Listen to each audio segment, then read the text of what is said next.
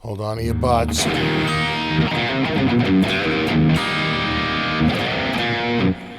I think we're working. I make no promises. I make no promises. This is gonna last.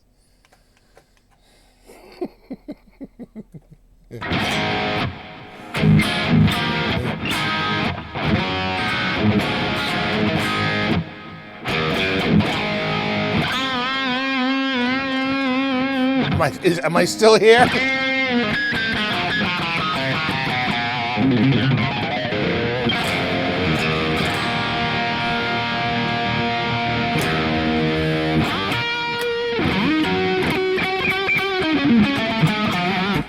People are saying they see me. That's good. Christ.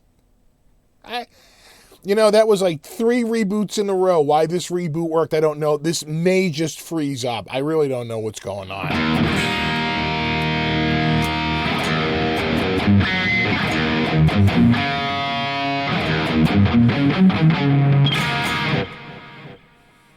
What's up, Peter? What's up, Joe? What's up, Tem, Justin, RJ, JP, Peter, China? What's up, buddy? You get the D over F sharp. Kenneth? What's up, Terry? Okay, so Terry says video's nice and crispy. Well, it should be. Jesus, it's like I've been tweaking it like crazy.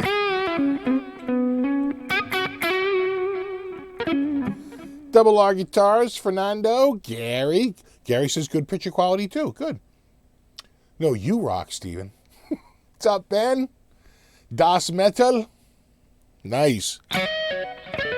We got coffee. I got it right here. I got right over, Oh, God.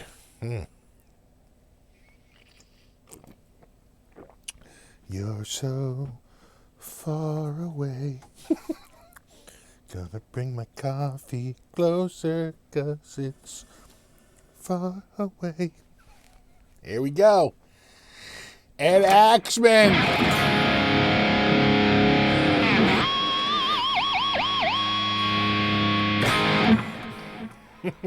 That's right, Ed. What's up, Matt? What's up, Guitar Man? Cowtown Customs, Michael D.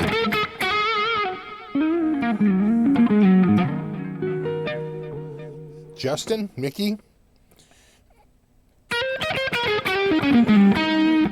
Trolls. 6-string Brian.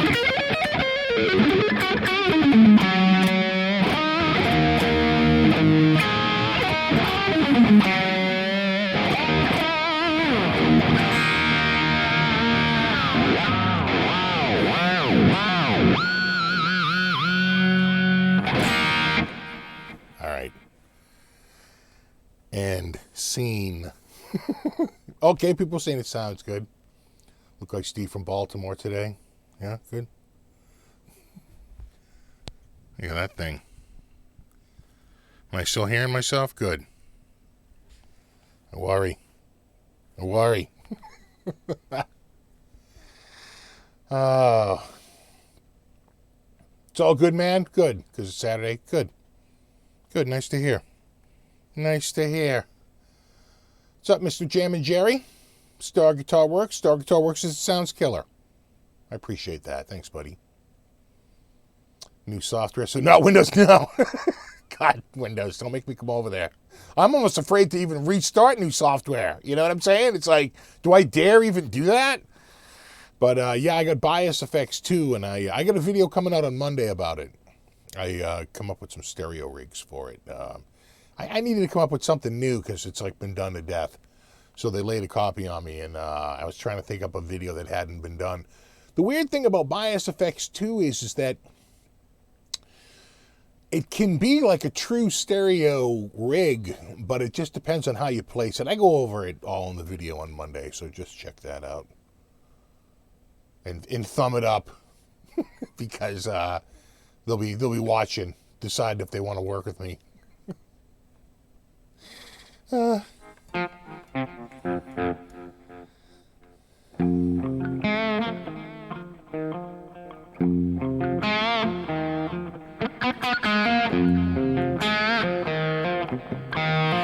Actually, right now I'm running through THU, my old standby, just because I was in a panic because I couldn't get the thing running, and I'm like, as a lot of people know, I am uncharacteristically late, right? I very rarely, if anything, I'm usually a minute or two early.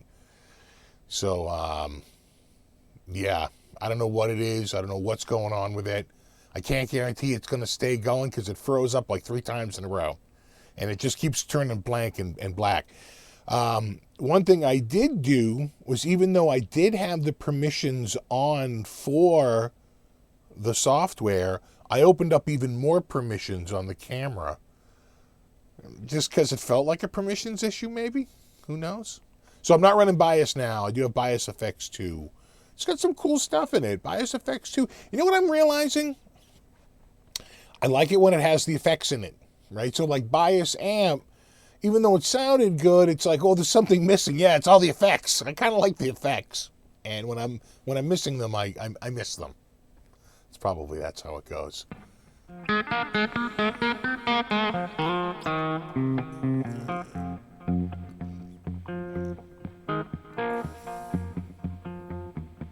What's up, Don?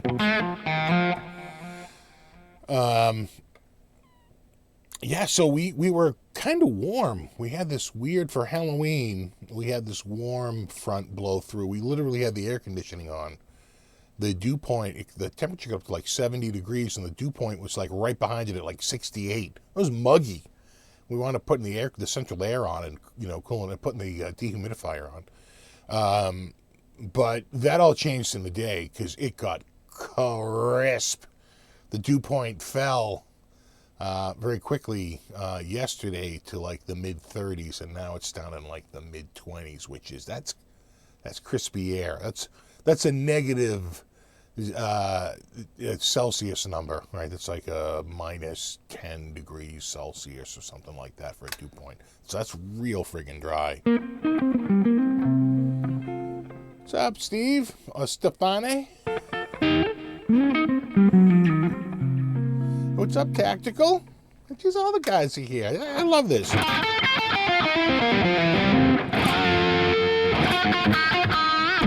Snowed in Michigan, yeah.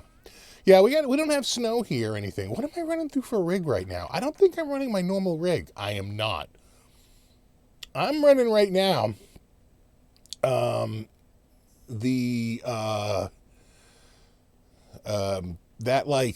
it's like their version of a Kemper, like that little Kemper rig in the new version of THU, and it's running the Pete Thorne amp.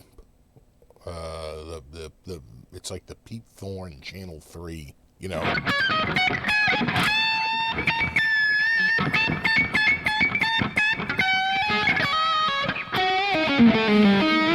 Right. So there's my 24 fret guitar. I get a little screwed up,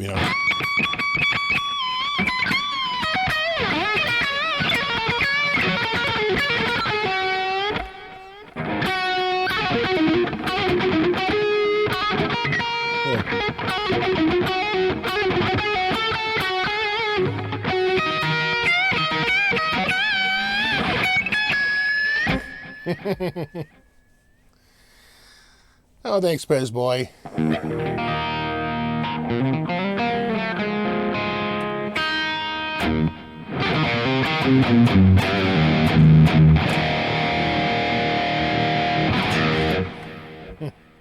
So I didn't get the snow you said from Wisconsin. No, I'm going out to Denver though at the end of the week. So if you live in the Denver area and you want to say hi, I'll be at a guitar clinic for Vola Guitars a week from today, Saturday, the 9th? Is that the 9th? I think it's the 9th. At something o'clock. I'll be there all day. But I think they're doing clinics like at night, like 6, 7, 8 o'clock, something like that. I don't really know. Check with Flipside Music. Flip will know. Flippy. Flippy's not even on here tonight. But yeah, I'll be out in Denver, which I heard just got a little bit of snow. A little snowy snow out there. But,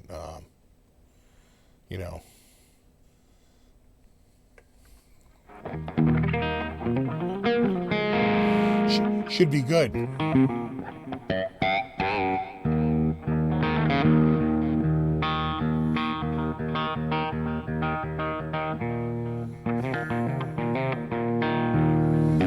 Hey, Steve, will I see you at Summer NAMM? You will.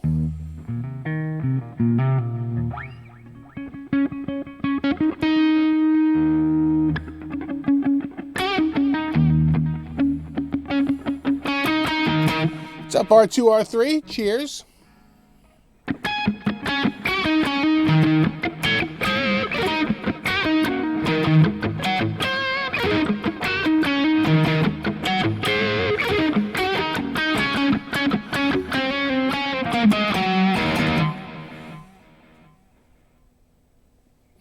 Someone just went by real quick. Oh, China says sweet Vola, bro. It is a sweet Vola. I like this one. This one's got the, you know, it's got the flambe. That's French. And that's the unblinking eye. Forever looking, forever checking.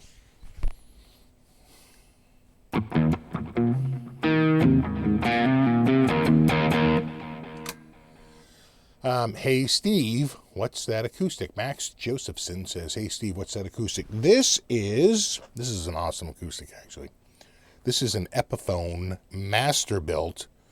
Like, you know, let me just pull it off the wall here real quick. We'll go over it a little bit. Hold on.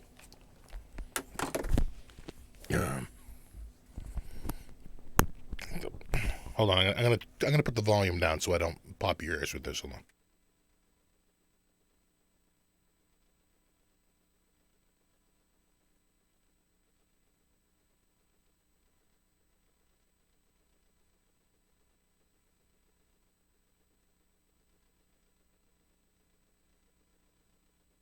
Check, 1, 3. All right, okay, hold on. There we go. All right, here we go.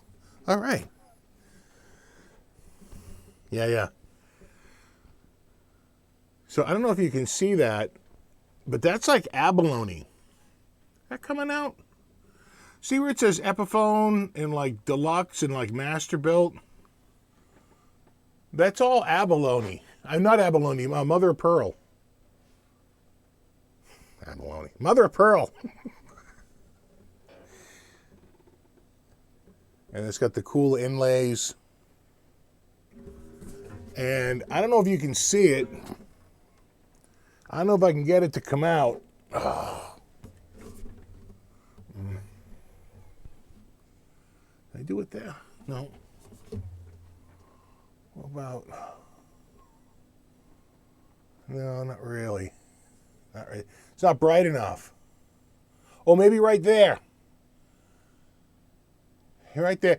Can you see under that finish? It's flame. It's flame maple. It's got this badass flame maple back. I wish the paint wasn't so dark because it's hiding a kick-ass flame, like sick flame maple back on it. And probably sides too. Outside you can see it. Like out in the sun you can see it like no problem. But inside the lights aren't strong enough to bring it out and the paint is just too dark.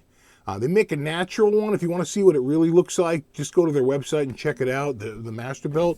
So like another cool thing is like, so check out the tuners. They're like way old school, right? They're like, I don't know, like from the freaking 20s or some shit, right? It's like way old. But they've been updated to like an 18-to-1 ratio, right? So it's like they're modernized. So they're all smooth, you know, and you know it's all modern. So it's pretty cool. And then just a couple more little things on it. I don't know if you can see it, but like you see how the bridge you can rise up. It's actually a tiny little line going down there. You see right there? See right there? There's a volume and a tone control. It's electric. It's got a. Where is it? Yeah. You can plug it in, you know?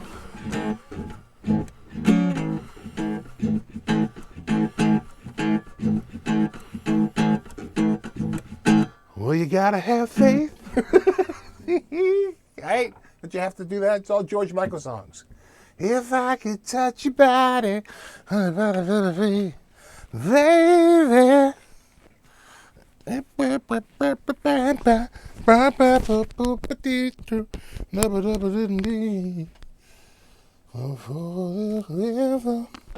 The constant ocean. Hello, Strat Tom from Germany. At midnight. Appreciate you staying up.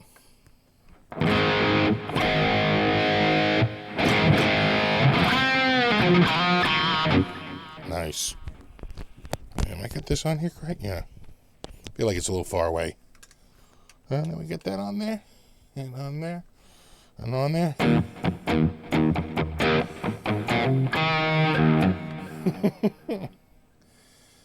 What do you think of the Sterling Cutlass? Could you do a review? Yeah, but they got to send me one. I don't have a Sterling Cutlass, but, you know, Music Man's doing good stuff. And I've had a few Sterling guitars here, but not the Cutlass.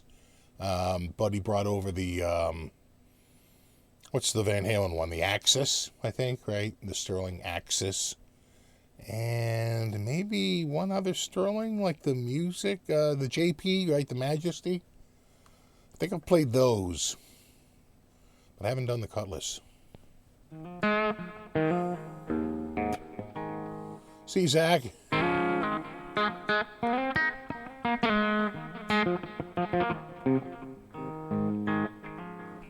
Is that the only hollow body guitar you got? No, actually, I have, I got a few. I got two frameless acoustics. I got a Larrivee acoustic. I got an Ovation. I got a Alvarez 12 string. Not like an old classical, but that's all beat up and broken. What else for acoustics? Really the two frame eye. Thoughts on a PRS SE with a baked maple neck? I like baked maple necks, if I could get that out. And some people think they're a little bright. I feel like my volume's down. Can you guys hear my voice okay? Everybody? Okay, maybe I have to move that a little closer. I just feel like it's down a little bit in the headphones, you know? Yeah, so the Framus acoustics are real nice. I have like the Concert. Now, what do I have? I have the Parlor, and I think I have the Concert Classic. I think something like that. It's jumbo. It's really nice. Gorgeous flame on it. Check out my guitars of I think 2018. I'm sure I have a few killer shots of it in that video. And I have the Parlor guitar, which is an all mahogany guitar. And then, of course, the Larrivee, which is up in the attic, actually. I keep that up there. Sounds good? Everyone says it sounds good? Yeah, right now I'm running TH3. You know what? I just feel like the guitar, maybe, you know what it is? Hold on. Do I dare touch anything? Yeah, but that's probably not that. I'm probably running out of this, right? Because if I click that, I just probably muted myself, right? Check, check. No, huh? I didn't mute myself. What? Huh? Is it this the mute? Check, check, check. No. Well, that's not it either. Okay, all right. Maybe I have no idea what I'm doing here. So what if I mute?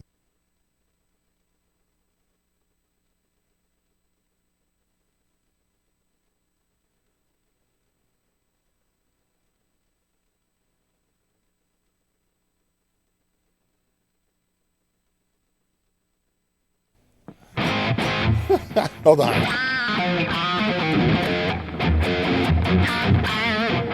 I don't know. It feels a little loud, right? See, the problem is that... oh, yeah, there it is. And then I'm in what, 2? Oh, yeah. that's there, and that's there. So they break out all the goddamn mixes. I hate that. Why are you doing that to me? That feels like the voice is really low and the guitar is really high, you know?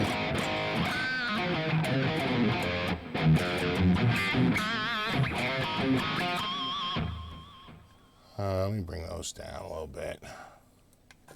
All right, I better go back and see what you guys are saying here. Does that sound a little better? In my headphones, it sounds more mixed correctly.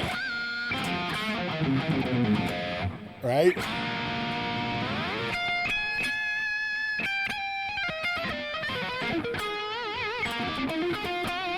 Guitar is louder than the vocal mic? Yes, it's a separate fucking mix here. That's what makes me crazy.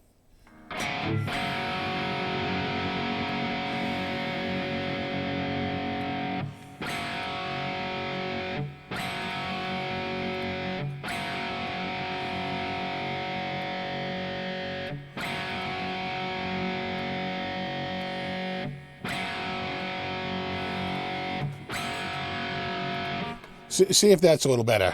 Now the guitar is too low. Guitar team seems too low now.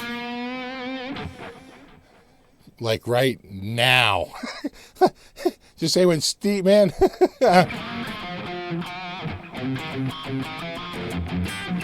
I think that feels, see, that sounds more even in my headphones.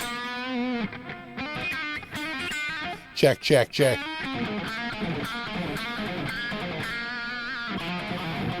Okay, so people are saying needs more guitar level. All right. See, there's a delay. Let me ask you this. Tell me in real time. I'm going to make an adjustment right now. Does this adjust it? Does this adjust it on your end? Ready? Listen. Listen to this. Did that just make it louder, the guitar louder in your ears?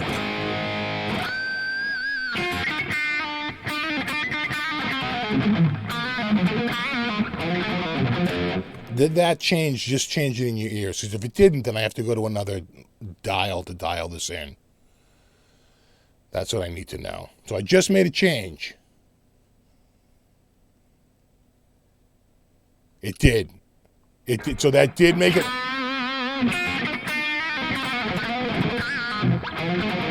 It did make it louder. Okay, all right.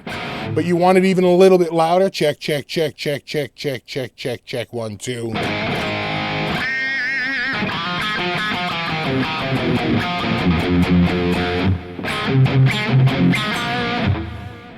Is that better right there?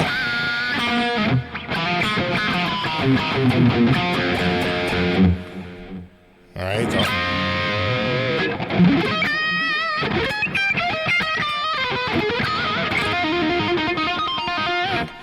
Is that a little bit better?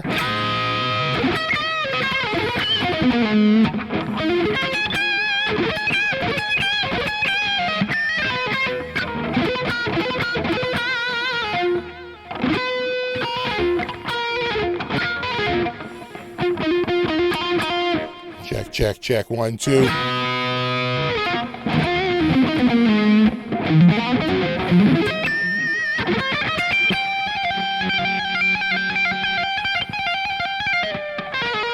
Much better, much more even. Check, check, check. 1, 3.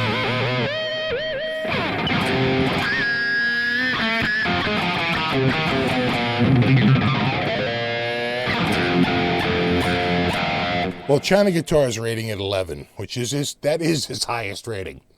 I mean, I'm just saying, out of a possible 10, 11 is his highest. So I'm going to leave it there, just because I'm getting a lot of feedback that says, stop, leave it there.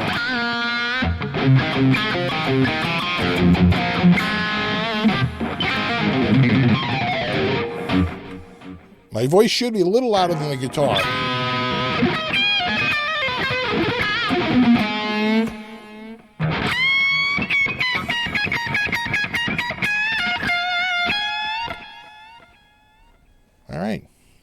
That's actually the Pete Thorne amp in THU. That Pete Thorne makes a hell of an amp, huh?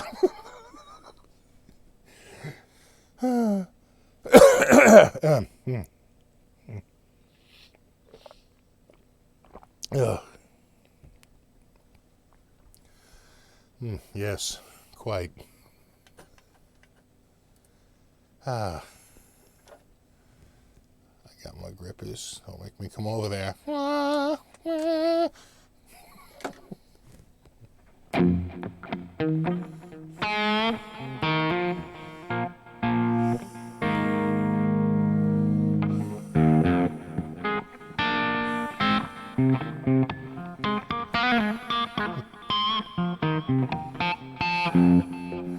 Yeah, you're completely fine and dandy right at this moment.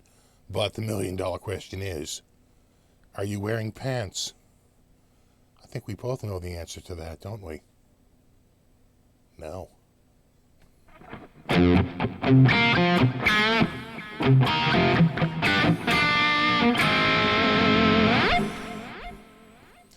Yeah, so that's it's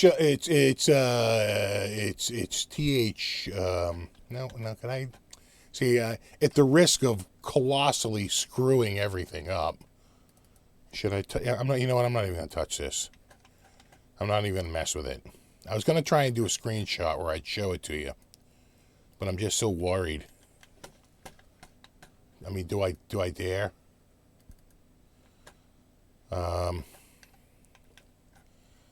All right, you ready? Hold on to your butts. God, why do I even do this? All right, there it is. Hold on, I'm gonna move myself up here. So that's the rig. That's the rig. You know? And then it just has your classic delay and reverb.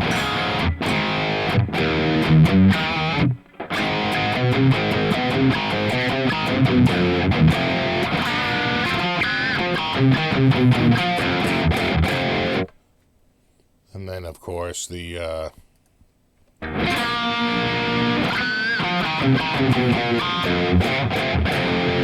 funny thing is came stock like that.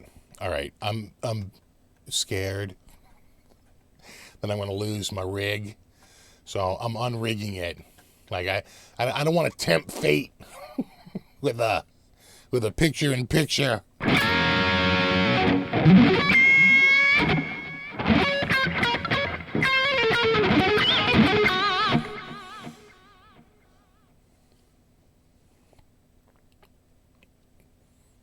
Is THU really better than TH3? Is it worth upgrading? I think you can only get that amp that was just new. I think you can only get that with THU.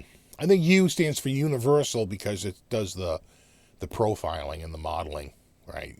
Though they can't use the word profiling. I think that's owned by Kemper. Kemper owns profiling, so they have to say like amp cloning or something like that, right? Amp imprint or tone print or some shit that they don't step on someone else's toes on it, because apparently there's a lot of that cloning stuff out there that's been trademarked, including profiling.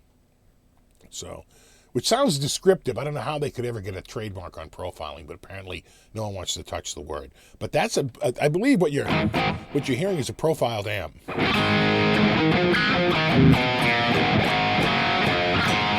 Steve, how much was that acoustic? The Epiphone, I think they retail about $699, $649 in the sixes. I think they're under $7. I'm gonna say $650, and I'm literally just making that up. But look it up, Terry. I think Terry's my or Ben. They're my computer sleuths. They can figure it out. I'll go check it on like Guitar Center or like Sweetwater and see what they're getting for the Epiphone Master Deluxe. No, Epiphone Deluxe Master Built. And then they one with F holes and one with the round hole. Just make sure you're looking at the one with the round hole, because there's probably a difference in price.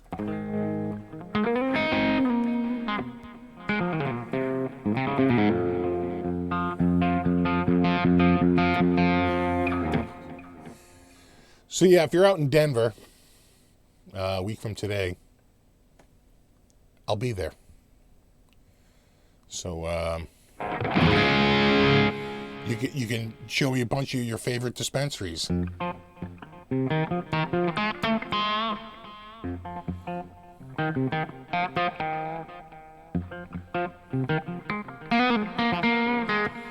Oh, is Frog Leap on here? Oh, my buddy Leo here? Hold on, I'm just backing up a little bit. Hey! Hope you're good, Steve. Keep up the good work. Cheers from Norway. Hey, thanks, buddy. Good to see you, Leo. Hope to see you maybe at Winternam. That's usually the place we see each other. You know, or one of the other events, but Winternam.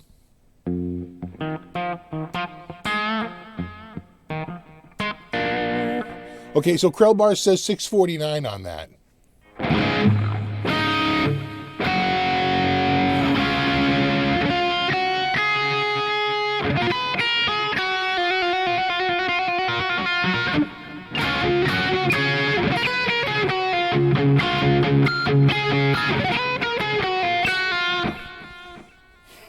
Nice axe, by the way. Thanks. That's a Vola.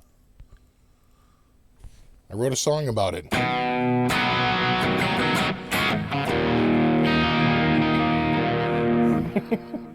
Viola Vola. Vola.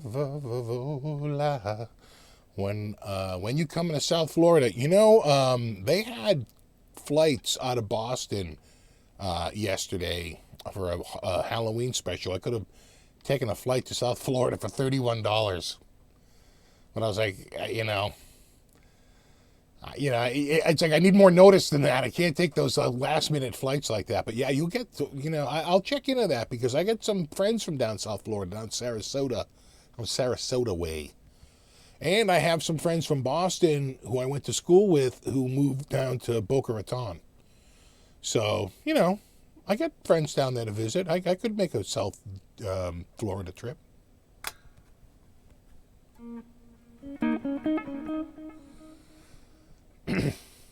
Thanks. Hope to make it over to NAMM this year. Yeah. Well, you've had a busy year. You had the house and all that. That's a lot of work, man. That's right. 10 times the work you thought it is. You're like, well, it's taking forever. But that's awesome. Yeah, the new house looks up. The studio and everything looks amazing. Plus, you've been touring a lot with the Frog Leap Band.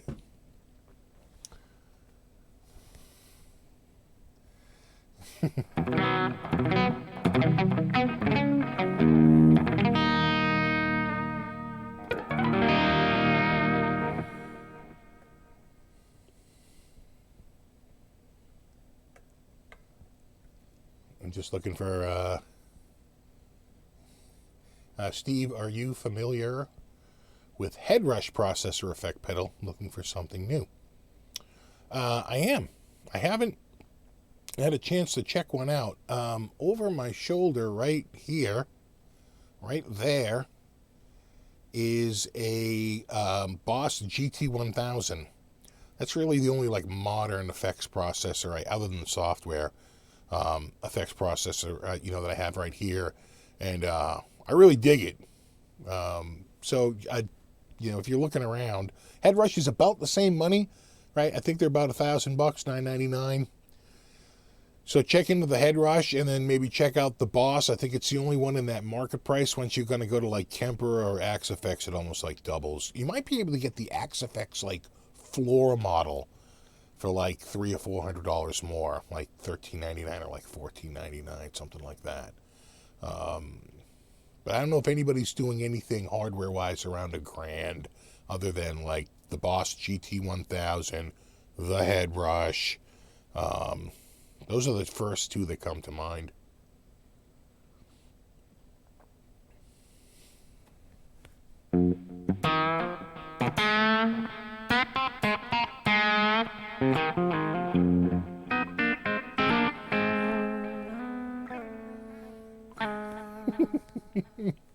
That's the jazz version.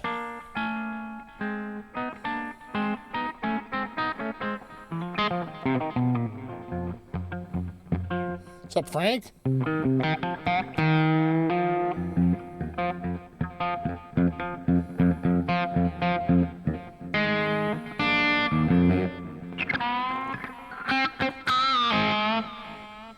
How's the 1000? I really like it. In fact, I found a lot of very usable patches right out of it, right out of the gate. And it sounded good in the headphones. A lot of the times you'll hear those, effects modules. They sound like Bias Head was like that. Bias Head sounded great through a cab, but the headphone emulator wasn't that great. It didn't sound that great in the headphones. So, there's one example of where it's not necessarily, like even the Katana. The Katana sounds okay through the headphones, but not like it sounds like through the speaker.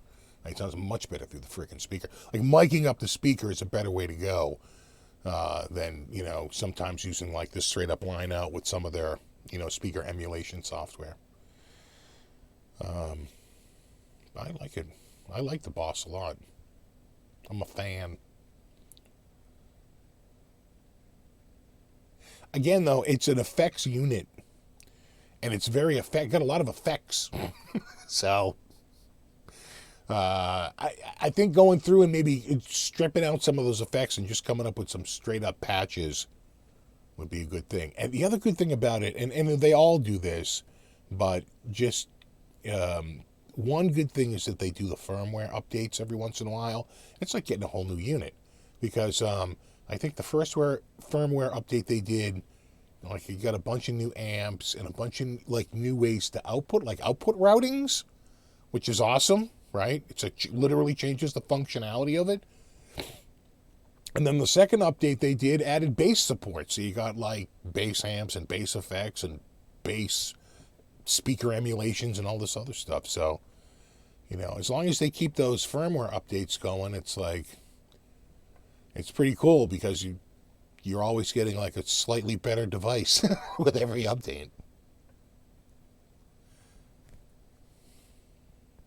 And it's got like all their like Wazacraft effects in it, right? It's like all their high-end Boss effects. It's got like friggin' like everything. It's a nice unit.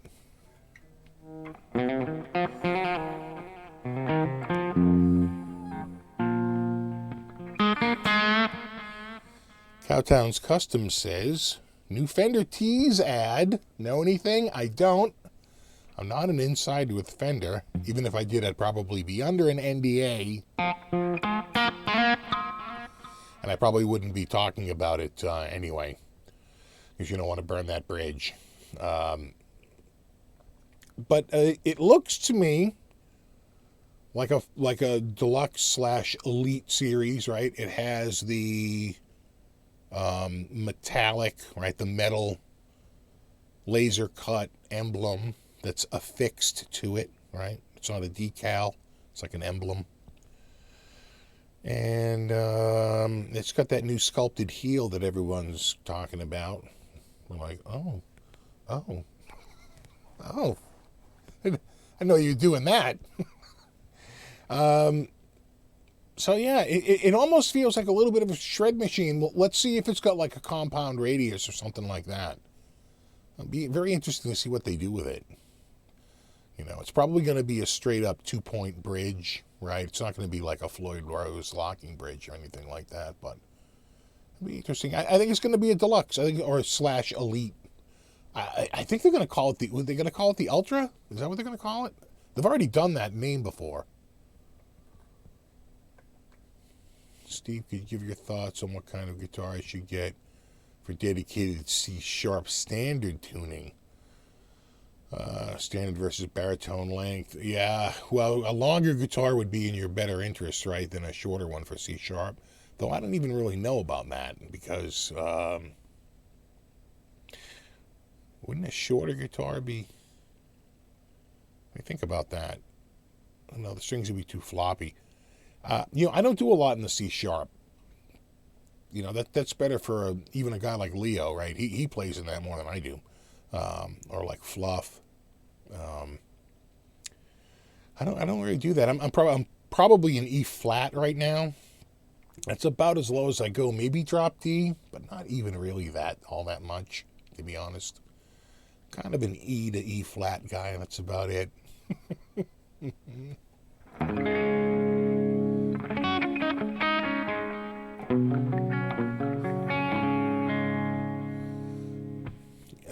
But generally, people want like I think a longer scale length, right, for the lower tone stuff, so they don't have to. So it gets a little bit more tension on the string now, or a little less tension. I don't see. Again, I don't know. It's out of my wheelhouse.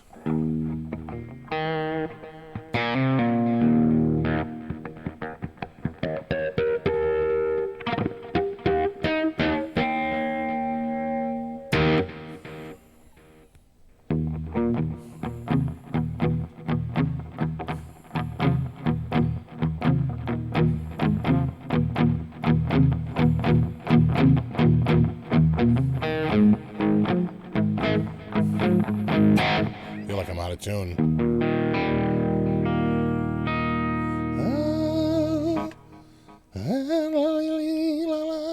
Hey, what's up, Bobby? Bobby Beretta. How we doing? How we doing across the board? A little. Oh, well. See, there's your problem. There's your problem right there.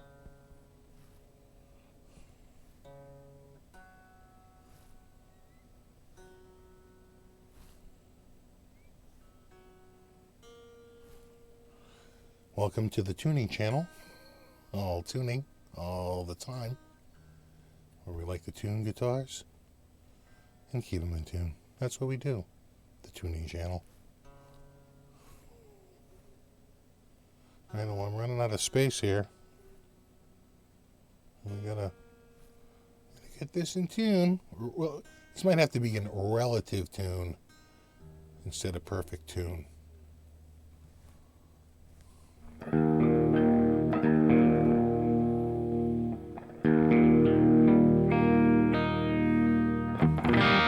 Is that flip side heading out?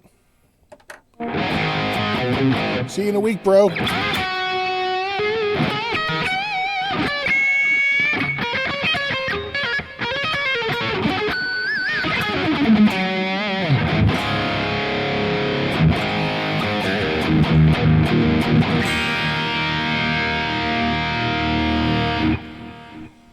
What's up to Mr. BHB Jr.?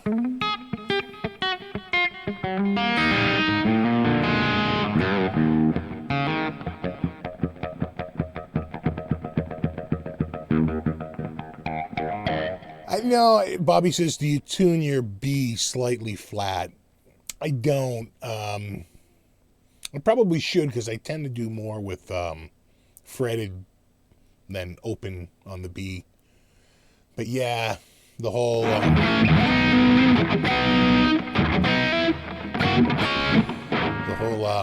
running with the devil sort of.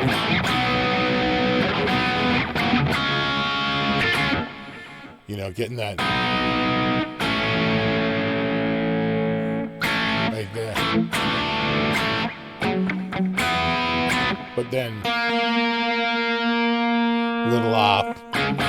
Just whether you want open or you want fretted.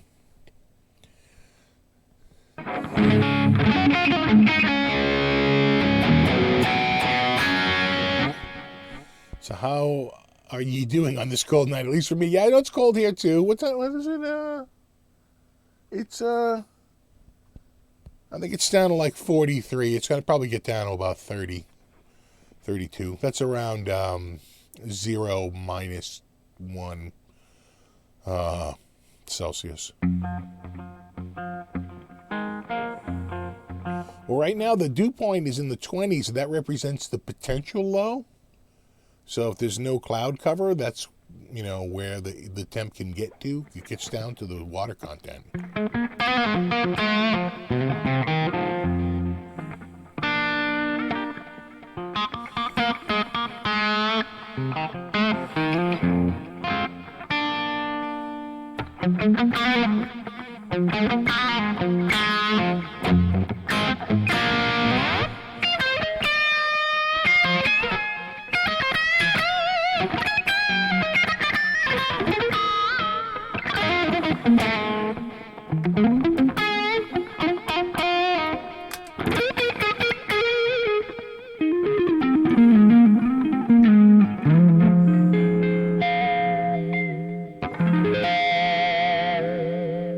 39 for Boston tonight. Well, yeah. Well, there you go.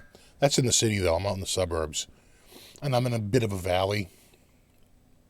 And so we tend to be slightly hotter in the summer and slightly colder in the winter than the official Boston report.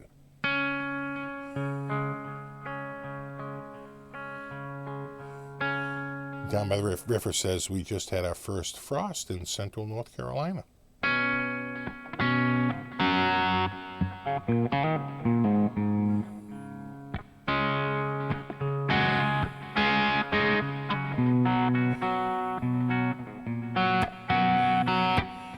What's up, Whip?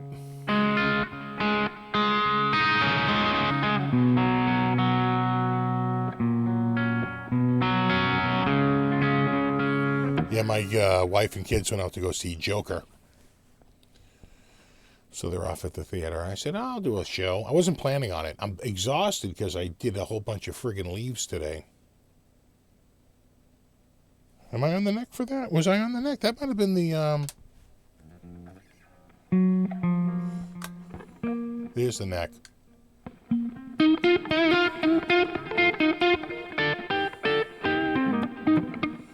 Steve, do you happen to use any IRs with THU? Not right now, but I do have some IRs. Lancaster Audio actually sent me a whole bunch of pretty kick-ass IRs. I just haven't got around to plugging them in.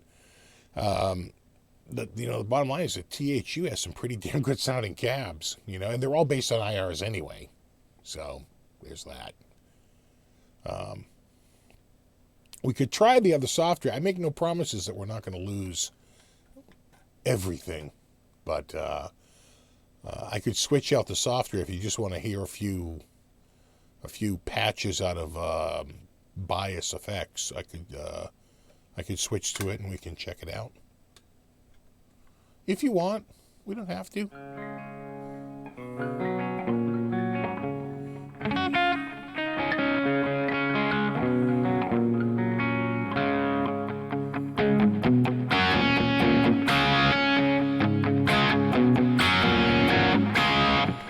Steve, do you know any theme songs? Yeah, I know a few.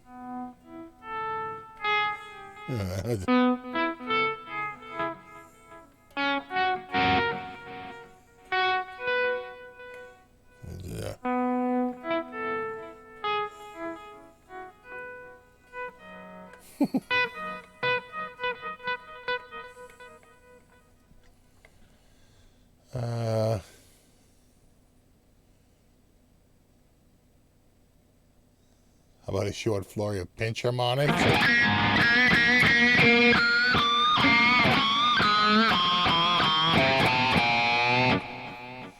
Thoughts on the new Fender T's? We'll see. I think it's an Ultra or a Deluxe. I think it's a Deluxe.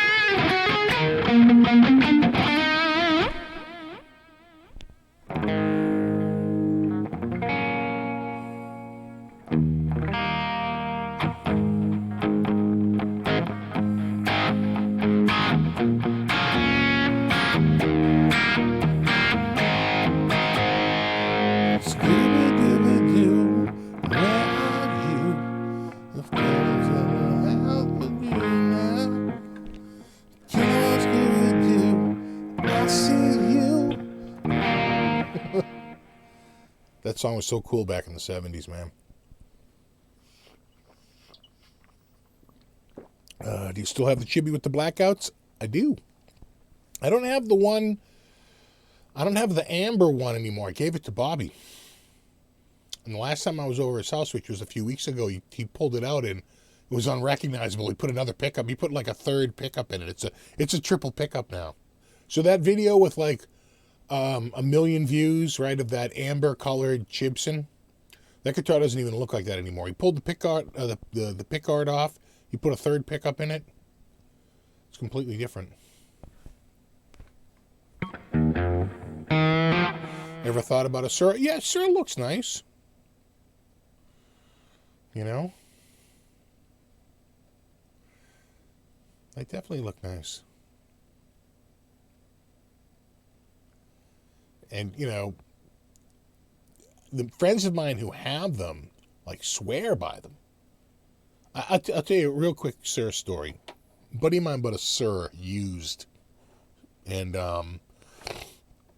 he said, like, the paint was, like, chipping or something like that. He had a problem with the paint. It was, like, I forget if it was orange peeling or something like that. And so he called them up, and they were like, yeah, well, if you pay to ship the guitar to us, we'll take care of it. And he said, all right. And he shipped the guitar to Sir.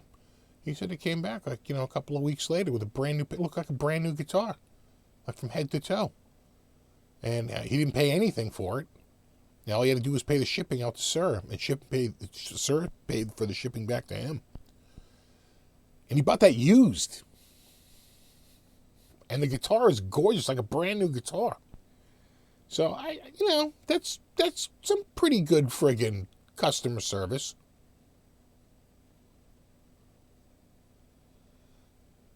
Yeah, triple humbucker. Triple humbucker. They said it couldn't be done. Scientists are baffled. But somehow he managed to cram a third pickup in that thing. Steve, you got that bass yet? No, I escalated my request to Dominic. I was growing frustrated with the delay. Dominic assures me it's going to come out in the next couple of weeks. I said, all right. And I mentioned to him, I'm holding on to stuff from, you know, my trip there because I'm waiting on gear because, you know, sometimes it's better to do a little bit, a 50-50, you know what I'm saying? You do a little bit back here and a little bit out there. Sometimes I feel like when you just do a straight up video out there. You know what? A video is coming out on Monday, though. It's from Henning's 42 Gear Street I did. Really fun video I did with RJ Ronquillo and J. Leonard J. And that comes out on RJ's channel on Monday. Check that out. That was a lot of fun.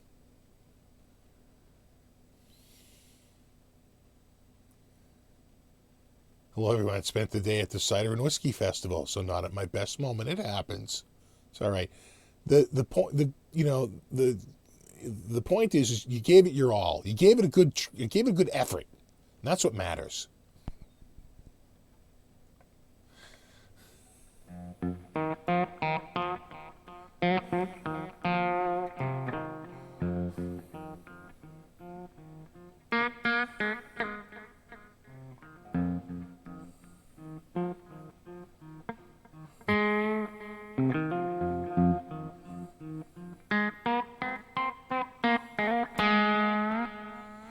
Steve, do you prefer...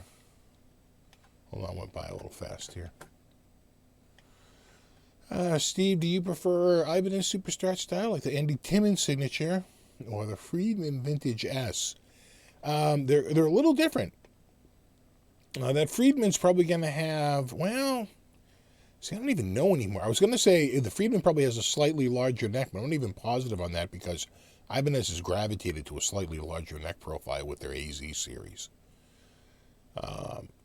But I got to say, you know, sometimes those, and I don't know if it's the S series by Friedman, but they're sort of like straight up mid-80s Charvel twin humbucker, you know, very round body, like mid-80s Grover, you know, Jackson Charvel-ish sort of pointy headstock era Those are awesome. He had a few of those at 42 Gear Street, and I was duly impressed. It was really nice stuff.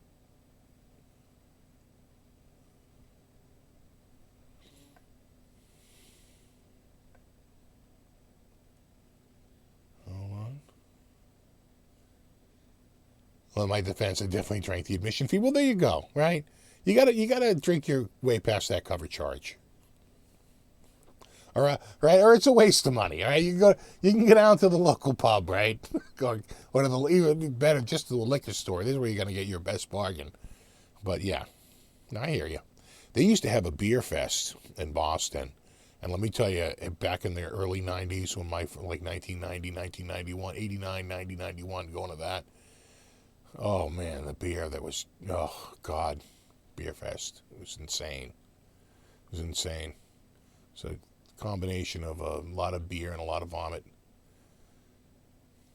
A little bit of blood. Stephen, anyone, what's up with the fender ads with the new heel design?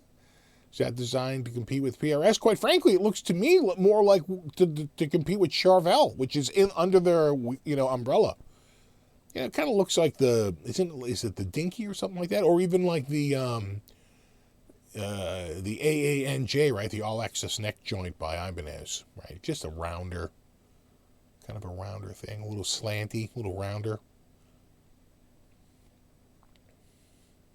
Sadly, I still played the same. I got to do a video on that, right? Where the guy buys like the guitar with like everything, like the best action, the best everything, and you pick it up and it's still.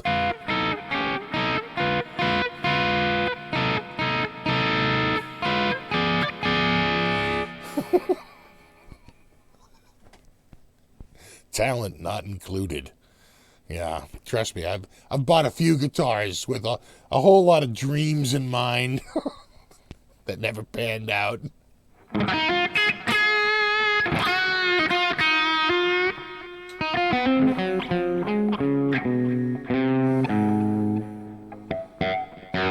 Hey, what's up, Methuen, Mass? You're right on the border. On the border.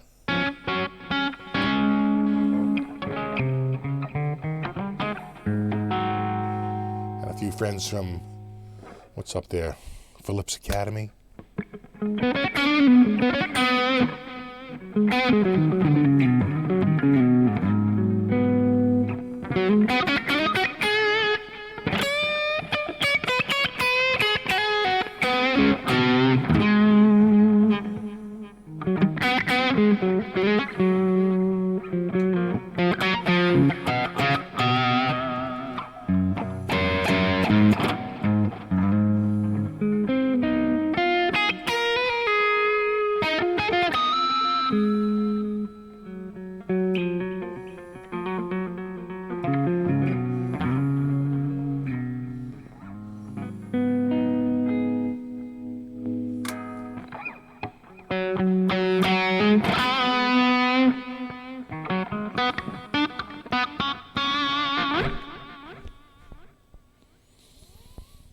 It does resemble the Charvel Hill joint. Yeah, doesn't it kind of?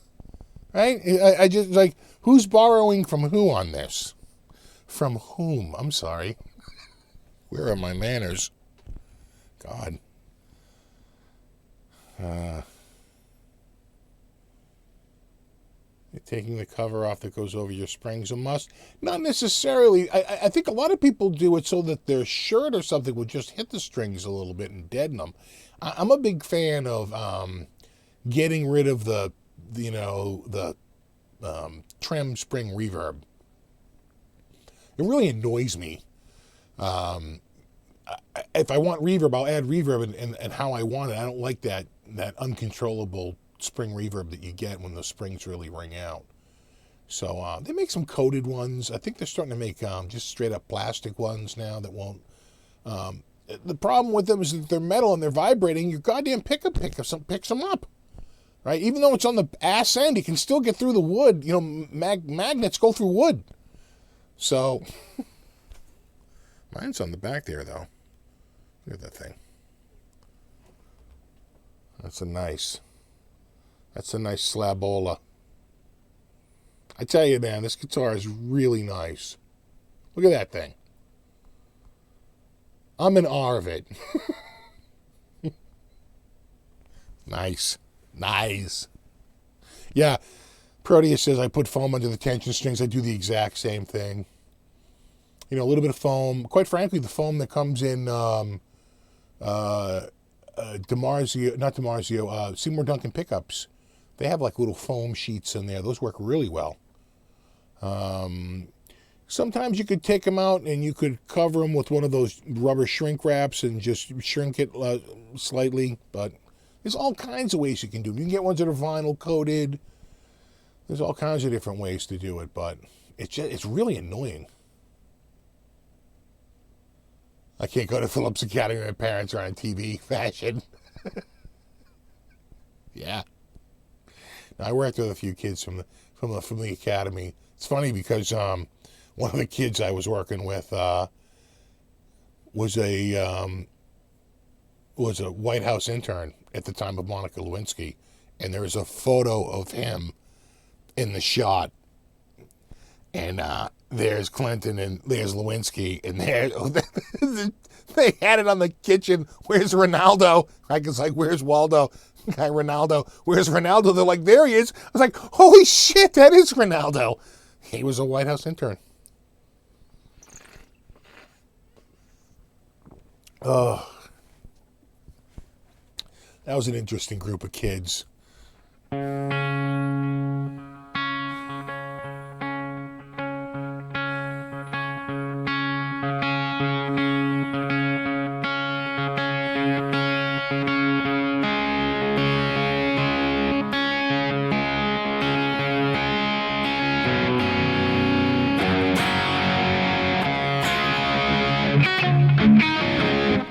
I grew up in prestigious Andover, Massachusetts. Yeah, no, it's a nice area.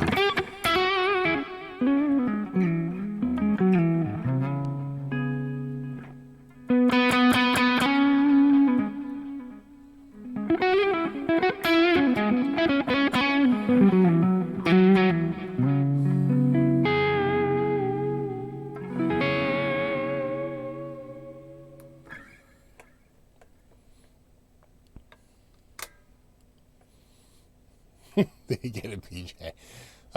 Probably not. Knowing him, I'm just going out. I don't know for sure. I'm going to say no.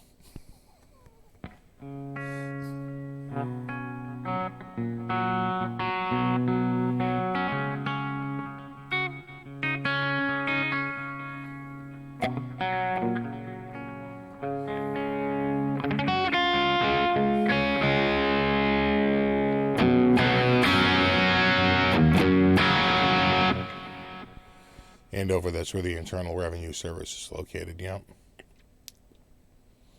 True dat.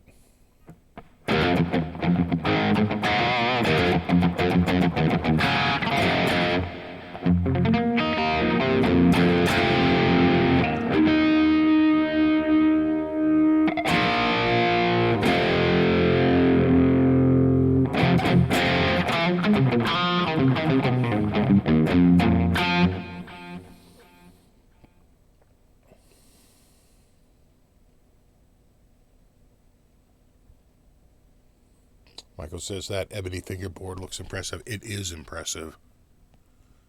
It's darkness. And I don't know if you can see the side, but it's got the craziest flame maple. Can you see it like right there? Yeah, maybe right. I don't know. Maybe like right there.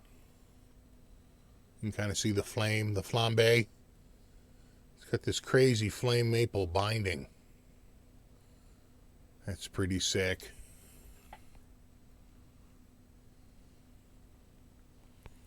The problem is that the light's so friggin' bright that it sort of like, washes it out so you can't really see it. Anyway, it's the little things. It's the little touches.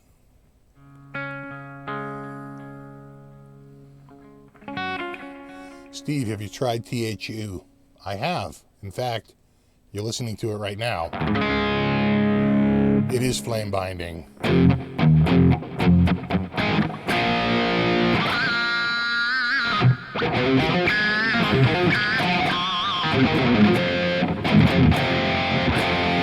I seem to be hearing like extra noise though.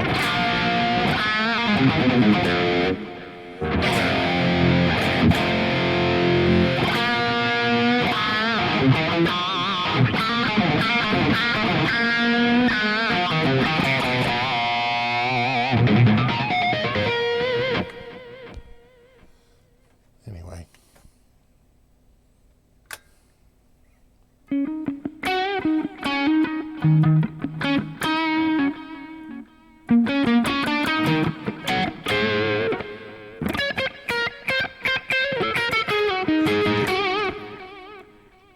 Steve, do you still have the Panama Marauder? I've had good luck with mine. I do still have it. I have had good luck with it. It's the reason why I still keep it. Of all the Panama amps I had, I kind of like the Marauder best. A very simple amp, it's just a straight up like tweed clone. So that's the one I still have. I do have the Marauder. I don't think you can see it, but it's back over here against the wall. Back over here. Wave in the back.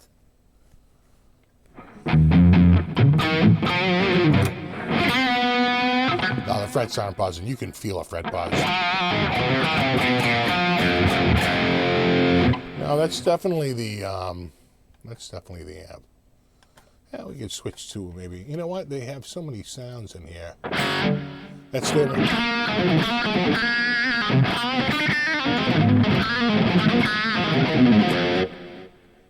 That's their like mesa lead.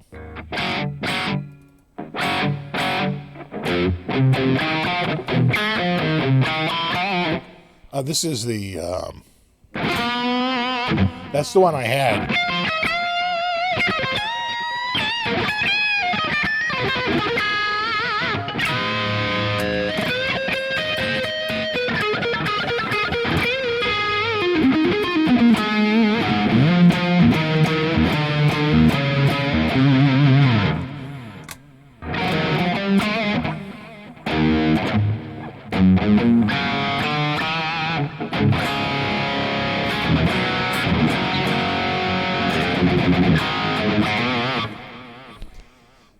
You're going to get back into doing your old style videos? Yes, in fact, the first one comes out on Monday. In fact, I have a couple coming out this week.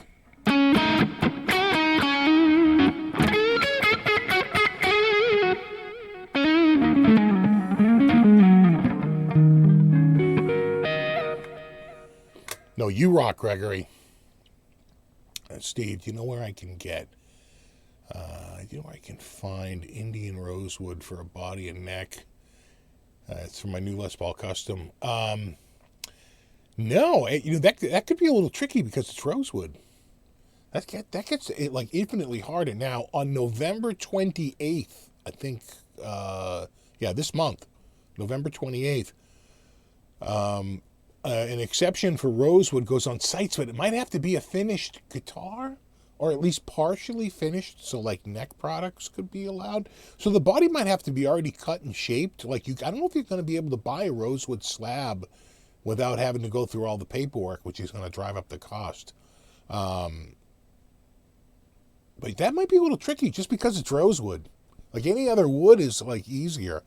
But I'm not really too up on all that stuff anyway. You'd be better off to go to like a forum for like StuMac. They probably know where to go and get like the top quality woods and all that stuff. I heard Larrivee was a big seller international, but I don't know. Never had to build one. Headstock reminds me of Woody the Woodpecker,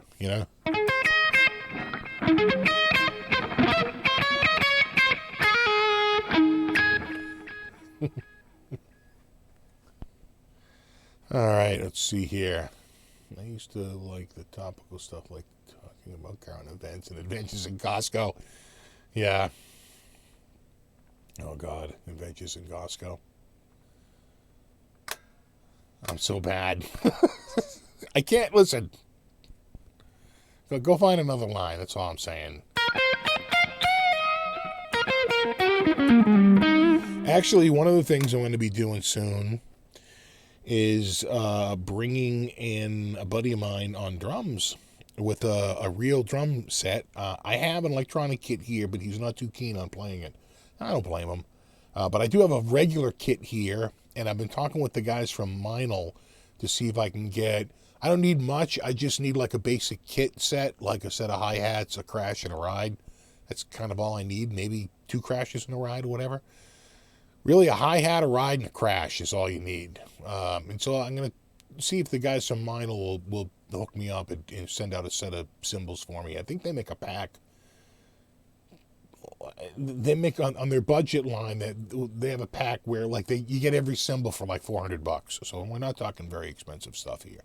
I'm talking like, I think the cymbal pack I'm looking at is like $200. So hopefully they can send something out.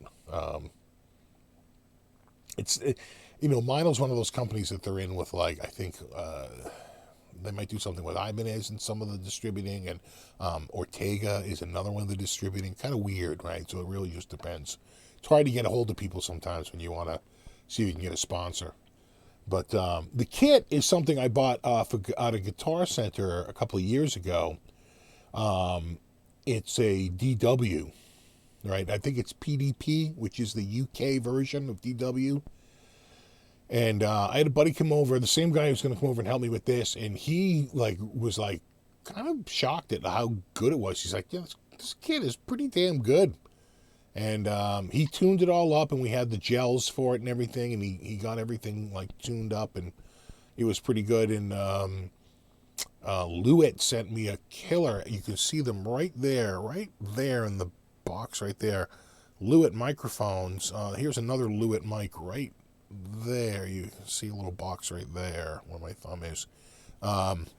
They sent over a wonderful kit set of mics.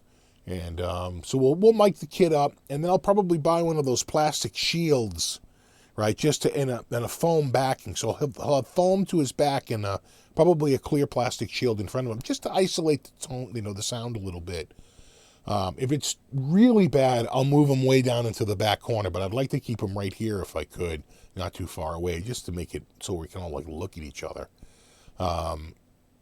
And then, get a little band going, kind of like what That Pedal Show has been doing. It's like this has been in the works for 3 freaking years, but I think it might actually happen. What's the cheapest guitar from Vola, if you know?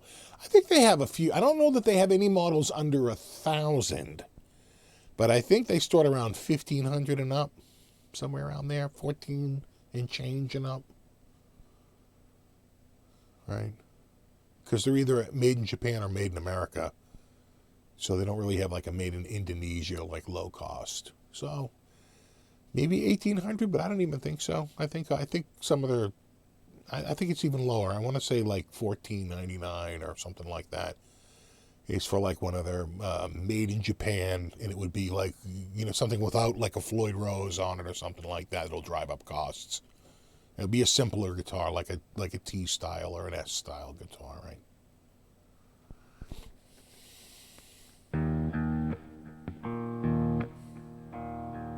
Let me know if you need a fill-in drum. I'll bring my own cymbals. Oh, that sounds good.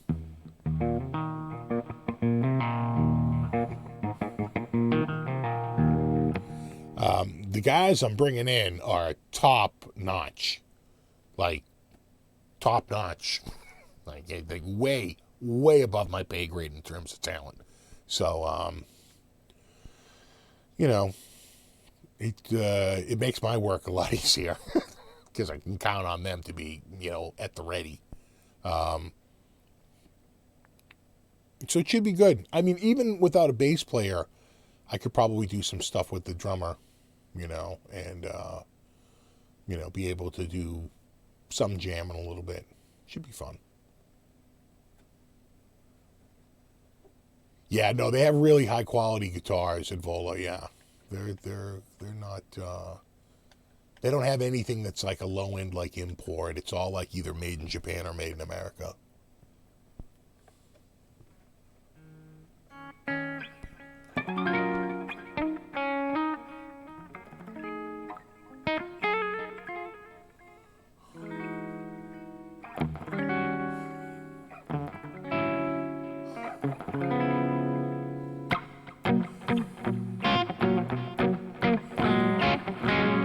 I have 66.6 thousand subscribers.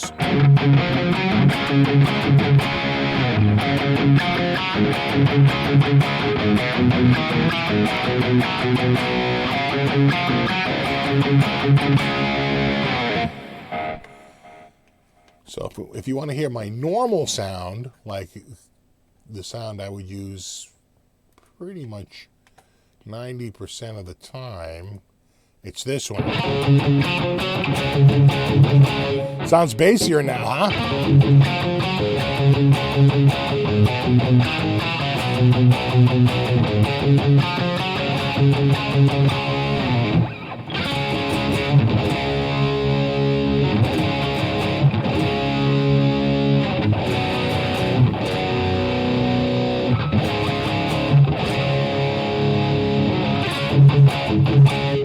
What's up, PDX Guitar Freak? I'm a man.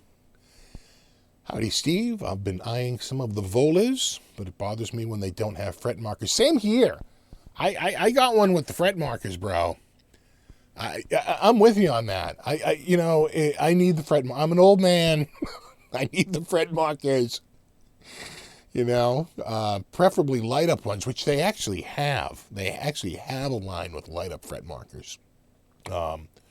And they're not so bright that they blind you, and you might even be able to control the output of the LED, which is key. I've seen some LED fret markers that were just crazy. But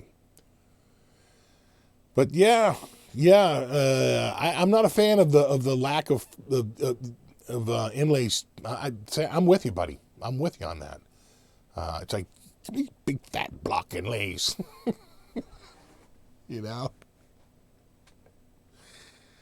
What's up, Richard? What THU preset right now? I am on Dual Heavy Rig. If you want to see what that looks like, it looks like that.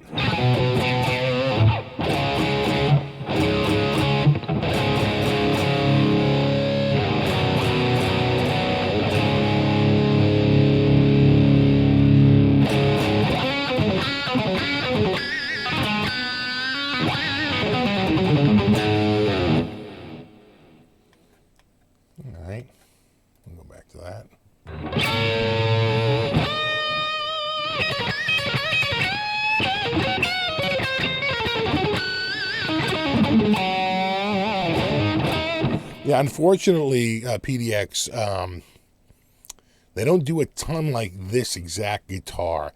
In fact, I don't need, the last, if I can get my sentence out here, the last version I saw of this guitar, this one's MIA. This is made in San Diego, California. The last one I saw of this was MIJ for this exact model, the Blaze. Looked the same, had the flame headstock, had the flame top. It had flame top pickups. Yeah, you heard right. Yeah, flame top pickups. And didn't have the inlay. It had everything else. It had the inlay, the side inlay, the bind, everything. The everything looked exactly the same. No inlays. I was like, no, that's the one thing I love. So, China, you have a great night, buddy.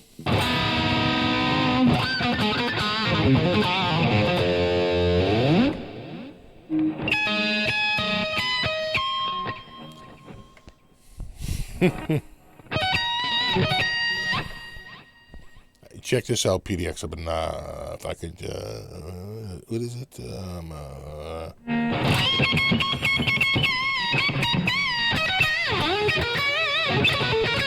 Right?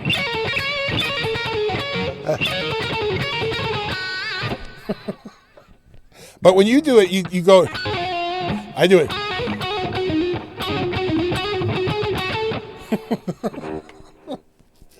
Give me another year or two. I love that.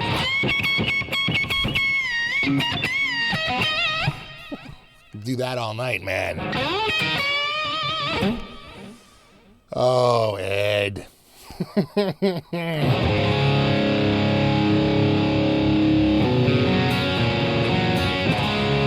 exactly, PDX. Yeah. I love that solo, you know.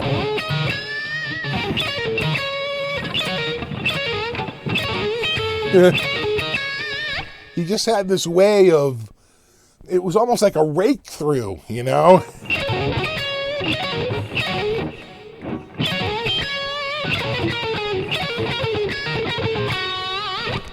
It just so like, and his timing would just be like so spot on. I was like, when you slow that down and listen to it, you know, it's just everything. You know, it's just like, God, like a freaking, so good. Love Ed. Really do. Just love Ed.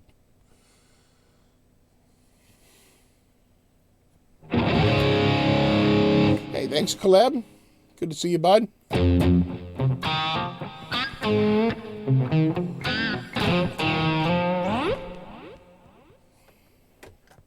No, this is not free software, unfortunately. Oh, thanks, PDX. I'm working on it.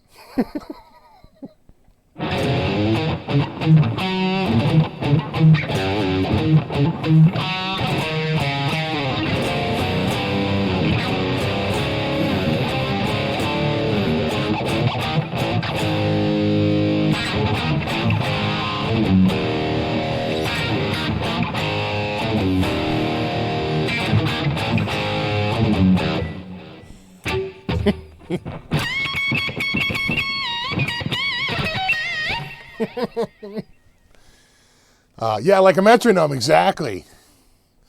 I think the Coke was a factor. You might be right on that.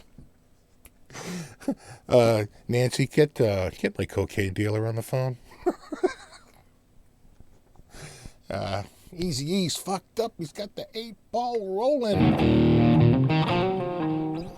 This software that I'm going through right now is like, I want to say regularly priced around $2.99, but I would not buy it right now because every year at Black Friday, they put it on sale for pretty close to half off. You'll pay around $179 US, maybe a little less, but I think if you can get around $179 or $169, you're in the zone.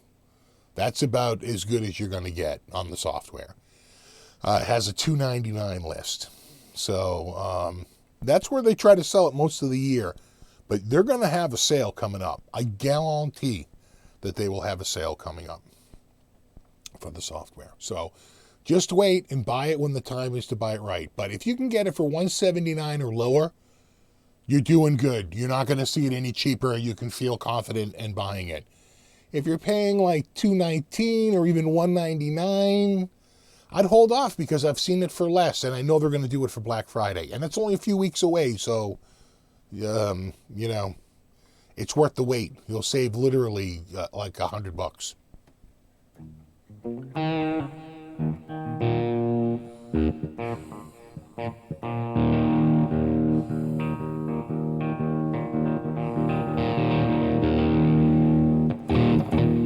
In fact, all the software is probably going to be on sale soon because it's coming. We're coming into that. We're coming into the sale time of the year where everyone's going to be running sales. So I'll probably have a video around the Black Friday with, any Black Friday sales I know about. I usually throw one up every year that says, this company last year, God, it's breaking my heart. Rift City was doing a bunch of deals and, they're closing down. So I don't think they're going to be doing that this year. And, which is so sad. I really loved Joe from Rift City. Rev had a big sale last year, too. And there was a few people, I think Moore, there was a few big sales last year. And THU was on sale. TH3 was on sale. THU come out in January, or was it already THU? I don't know. It's all freaking fog for me. I'm on my friggin' 53rd Christmas, okay?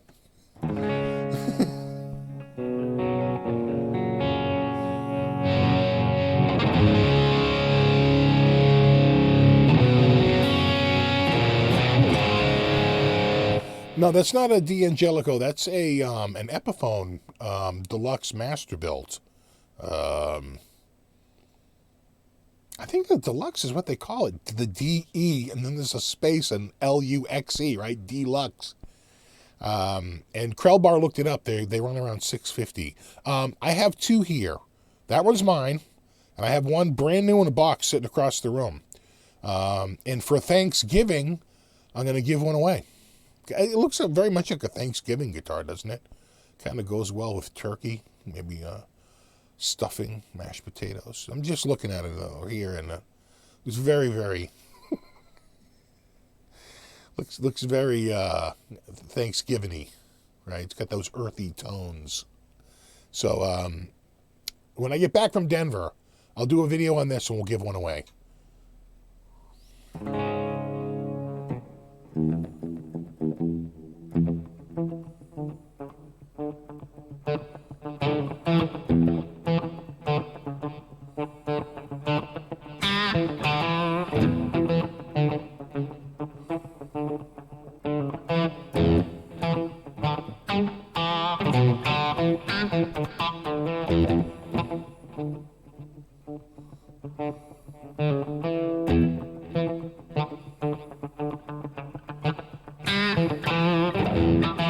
Yeah, American Thanksgiving. Let's not go nuts here.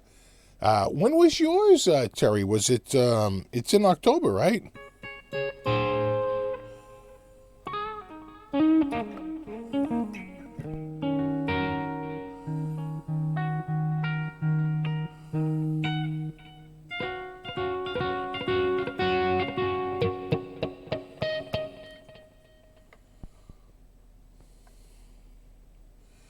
Joe's prices are pretty high for being this far on a closeout. Yeah, but you know how that goes. Every closeout works like that. Don't forget, he wasn't bought out by a liquidator, right? He's winding it down himself. So usually when you see those crazy closeouts, it's because there's a liquidator who bought everything for short money and they can, right? It's all going through bankruptcy and someone's losing their shirt, but not, not the retail, probably some investors.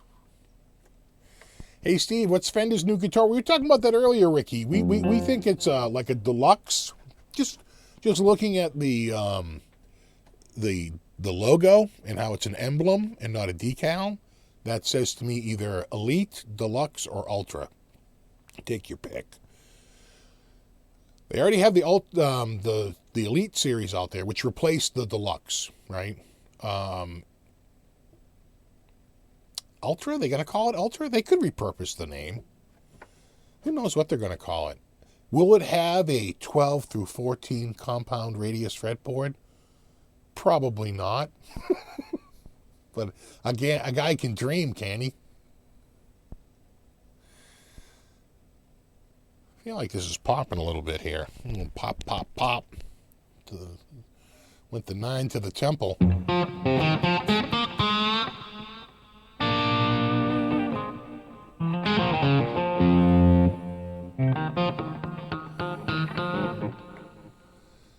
Well, no, Krellbar. No, it's not the bank. That's what I'm saying. He's closing it down. He's winding it down himself.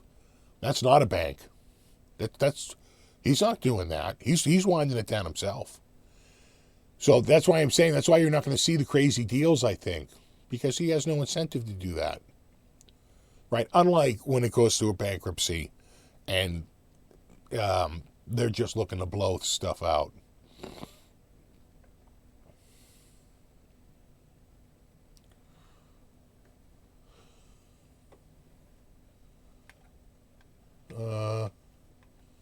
Yeah, so which one?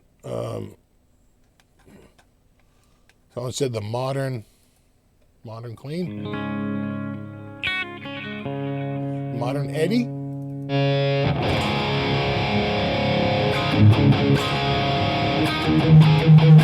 Sounds so bassy.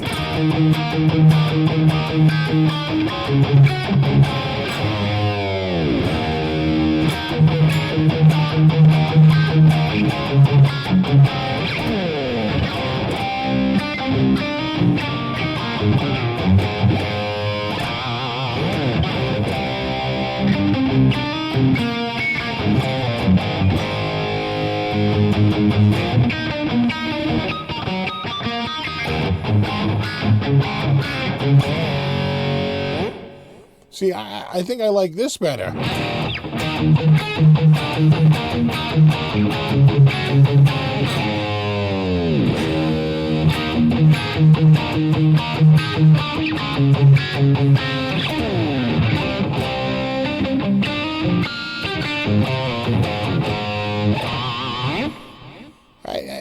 think I like that better.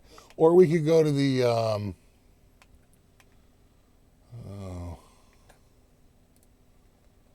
I got some down here. Guitar Hero.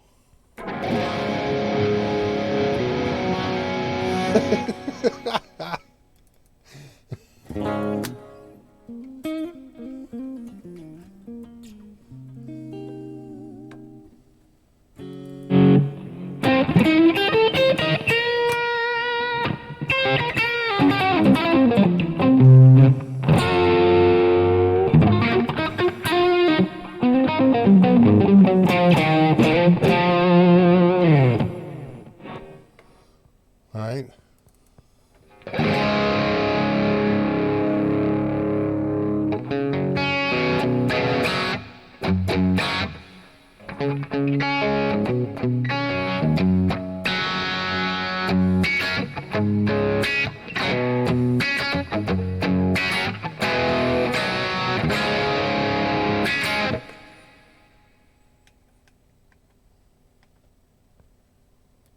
We'll go to Steve Old. Is it dual heavy? Oh, this is the one I like a lot.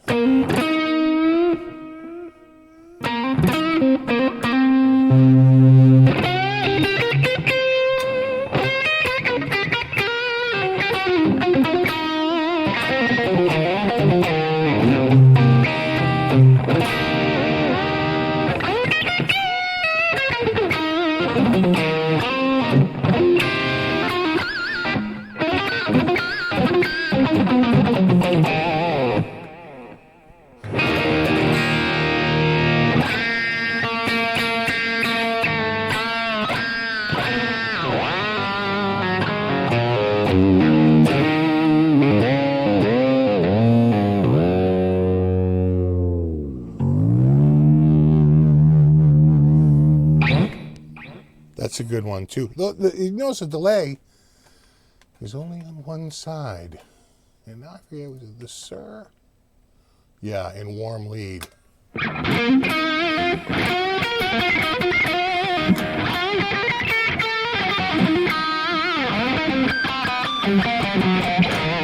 That one's so much brighter, you know.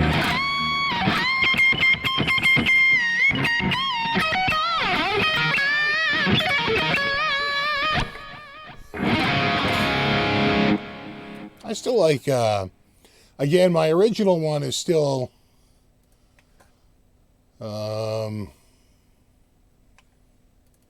this one.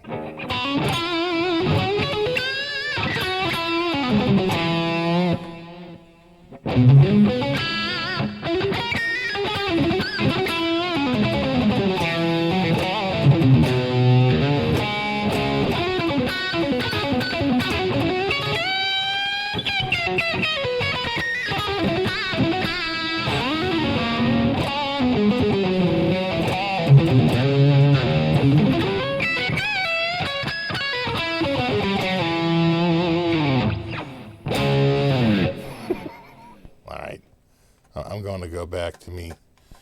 I'm going to go back to the other thing. Ah, there it goes. Never heard of a Fender Strat Ultra series. So the Ultras, when we were at the music store back in the 90s, remember I worked at the music store from 85 to 95. So I want to say right around 1990, 89, 90, somewhere around there, the Strat Ultras came out. They had lace sensor pickups. They very often had flame or quilt tops, and they had ebony fingerboards, which at the time was like unheard of. Like ebony, like Fender, what? Like it was crazy, like exotic Fender ebony. It's pretty rare, you know. They've never really done a lot with ebony over the years. Now, recently they've done another round of ebony, and of course now the Elite Series is all ebony because of the whole debacle with Rosewood. They probably would have stuck with Rosewood if it didn't go on sites. But because it went on sites, they had no, choice but to go to Pau Ferro for the lower stuff and Ebony for the more expensive. Just the cost of building a guitar, I guess. So, but yeah, no, those Ultras were, that was pretty much the pinnacle of the model back then. And, maybe that's what they're doing, right? This would be the,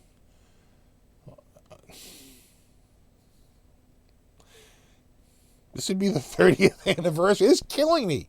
You know how hard that is for me to say? That's the 30th anniversary of freaking 1990. It's like, you got to be kidding me. I was in college.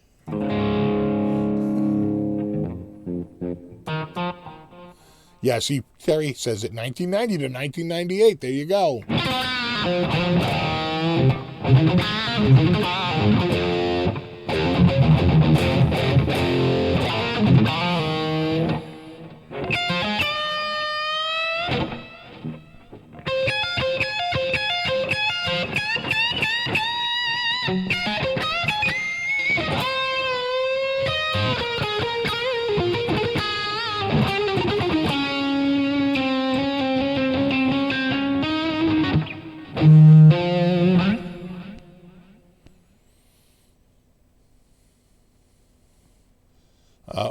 Adam is telling us that hasn't got cookies from Rift City in a while. Yeah, the cookie's always the first thing to go, right?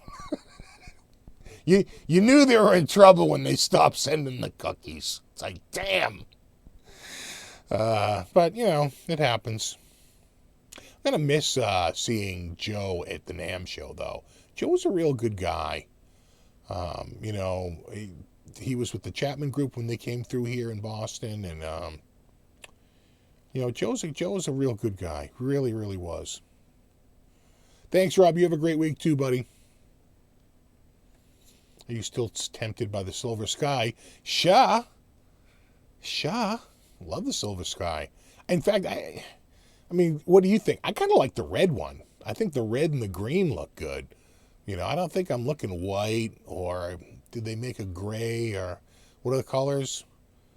I think I like the green, and I like that candy apple red one. I thought those looked pretty good. Does he still sell Chapman Gits? Well, he was a dealer, but he's closing his shop completely. So he was, talking to me towards the end of his business, and he was thinking about cutting down the guitar lines, because he said guitars are just tough to sell online. And you know how that works. People get them, they're like, oh, I just don't like it, and you get it back, and it's got a scratch on it, and it's like, oh, it's really hard to do the, unless you're really big, like a Guitar Center, or like a Musician's Friend, or like a Sweetwater. It's like it's a little tricky. So I think he wanted to go more to pedals, right, and just do like all pedals, because they take a beating. People are less likely to return them. When they do, the whole shipping thing is a lot less. So I think he was going to do that, but at the end he just said, what am I doing? I can invest my money other places and get a better return than the music industry. And he's probably right.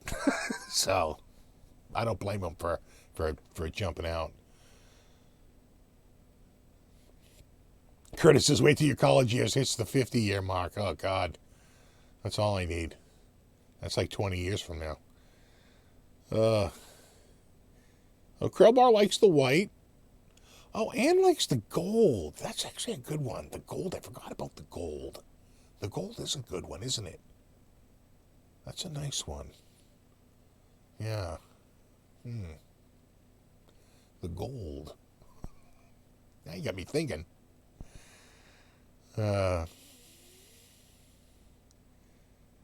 Amazon and the big guys are crushing the little guys. Yes and no. I think the bigger problem is that guitars just don't wear out, right? A guitar from 10 years ago is just as fine as a guitar today. A cell phone from 10 years ago?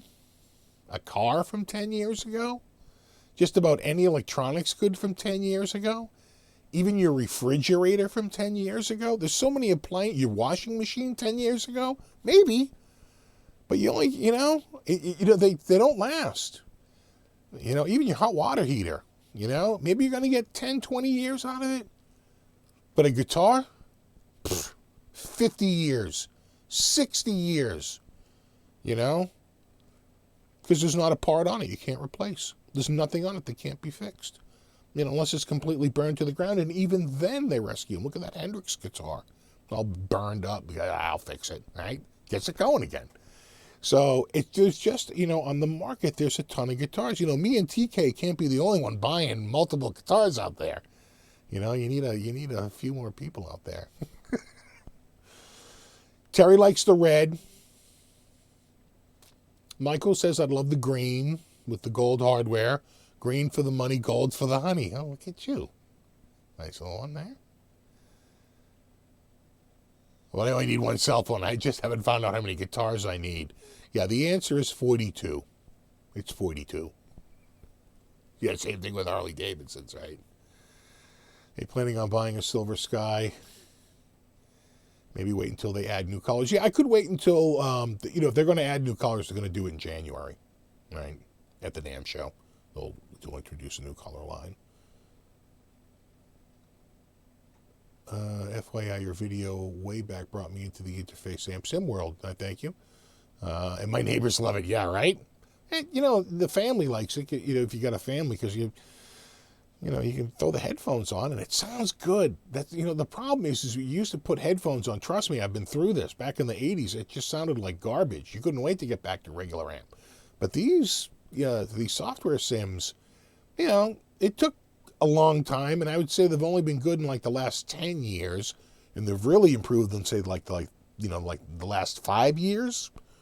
But yeah, you know, it's, I mean, look at the Fractal audio people. It's very expensive, but you know, that's a group of people that just swear by that product. And I've heard great things, and you know, same with Kemper. You know, right? 42 is the answer to everything.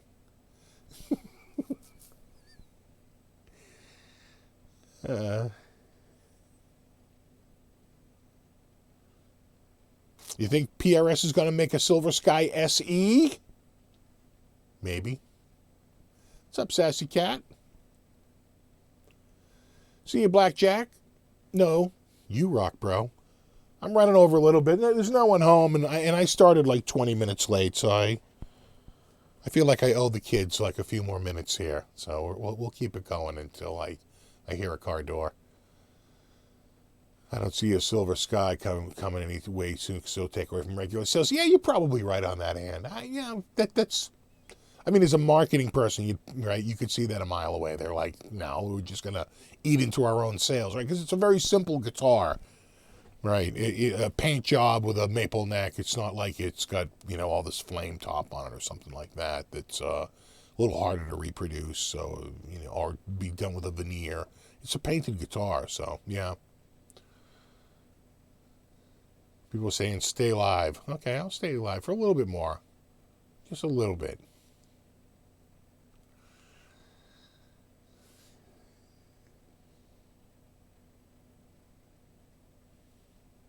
I'm beat. I've been upgrading my SGs all day. I wish I was doing that. I tell you, I have, for those of you who rake your own leaves or blow your own leaves with a leaf blower, I have discovered the tarp. Oh my God, how did I not know this? I used to bag leaves like crazy, and then I switched from leaves to, like, with every step it got a little easier. So just big barrels, and I would just fill the barrels up and bring the barrels to the dump and dump the barrels out, you know. But now I've just got a tarp, and I lay the tarp down, and I blow the leaves into a pile. I lay the tarp down next to it, and then I just rake the leaves on top of it, you know. I could bring up like 4 barrels worth of it in one shot. It takes me like minutes, like 1 or 2 minutes to load it up. It's unbelievable. I bring it up to the dump. Boom. I made 3 runs today in the span of like an hour. That's unheard of. My wife was like, I can't believe it. She's like, this tarp is amazing. I'm like, I know. Tarp technology. Who knew?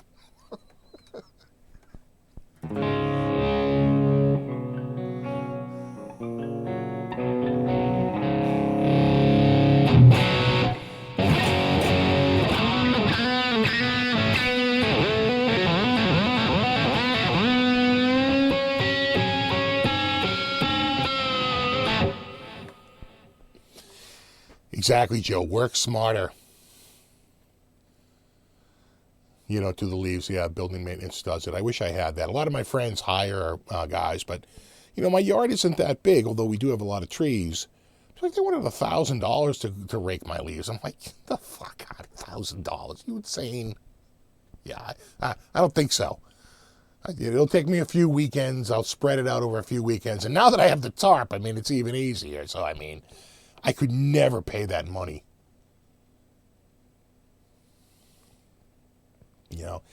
I wish I had what you have, Guitar Man. I know the situation you have. You abut woods, so you can get your leaf blower and then just work your way to the woods until you blow them all right up into the woods, right? I have a few friends with lots like that. I wish I had that, but sadly I don't. I live pretty much city-like, suburban, but we all have pretty small postage stamp lots here with lots of trees because everyone wants privacy. So when they all lose their leaves, I will say one thing though. We had crazy winds yesterday, and my whole front yard was covered in leaves, and it pretty much all blew out down the street. Hey, look, leaves are gonna blow. What am I to do? So it wasn't that bad today because a lot of it just blew down. There's a poor bastard down at the end of our street. His whole yard is just loaded. The whole street, the wind was just blowing down the street all day like crazy. I know, $1,000, right? It's the price of a guitar. It's like, well, BC Richard said, I have 12 acres, so nothing to worry about leaves. Yeah. Yeah, I know, for $1,000, it's like, Jesus, are you insane? Yeah, just blow them into the next lot. But you got to be careful about that. People don't take too kindly to that. But at one point yesterday, it was blowing so hard, and I have a walkway down the front, and so the grass is like mounded up a little bit, or along the walkway and the sidewalk. And so, like, right in the corner of that mound, the leaves had, like, built up, like, because the wind was blowing so hard, right? They came over that grass a little bit and mounded up. I walked out there, like, and just kicked the leaf pile. Oh, did I kick those leaves out there? They all blew down the street. I'm like, see ya.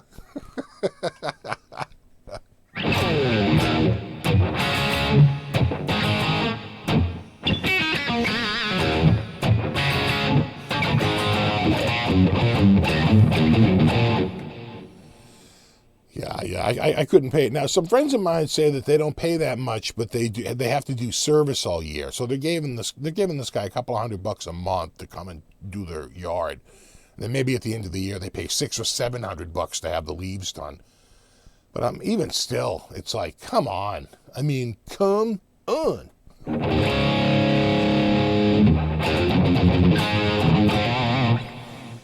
Steve, do you still practice new things on guitar? I do. In fact, just the other day, I was looking at that solo that PDX Guitar Freak had put up because I love that solo. And it's good when people post lessons like that because that solo in particular is pretty short, but really fast. So it's very challenging, right? All his solos are fast, though. So, a little tricky. Steve, did you lose power in the storm a couple of weeks ago? No, but I did lose a shingle. It's only the decorative part of it. We have those decorative style shingles. It's only the decorative part, but I have to call the shingle company. Have them come out and put it back up. You have kids, hand them a rake, I know.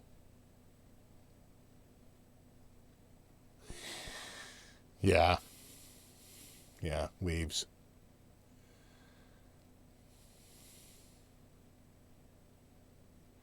I pay a guy $40 to mow my lawn. See, I couldn't even do that because my lawn is so small. I have a 6,600 square foot lot, and of that, the house is covering most of it. It's like I got a driveway down the side, and a couple little patches out front, and a little patch in the back, and that's it. It's not England. It's New England. But it's very much the same in that a lot of small lots, little gardens. Yeah, I love by Van Halen.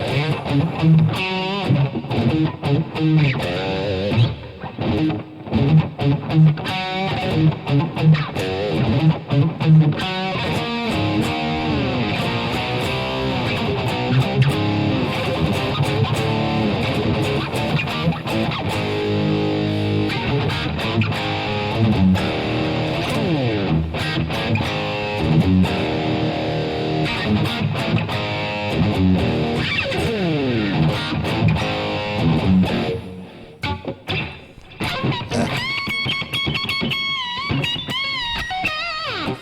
right, that first bend.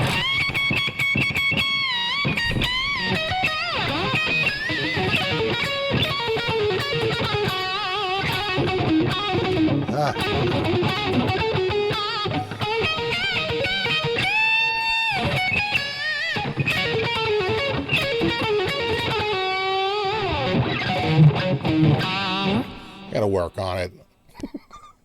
It's a work in progress.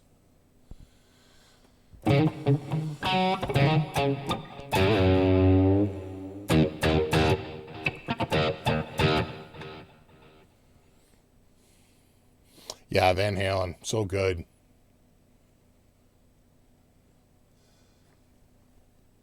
Fezler, later, buddy.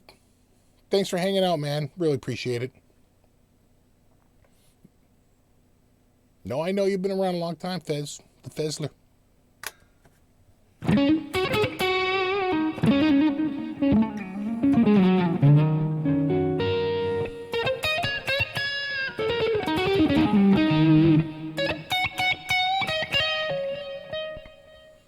Hey, what's up, Kevin, down in South Korea? It's tomorrow morning for you, most likely. Was it like 9 a.m. for you? 8 a.m.? 9 a.m.?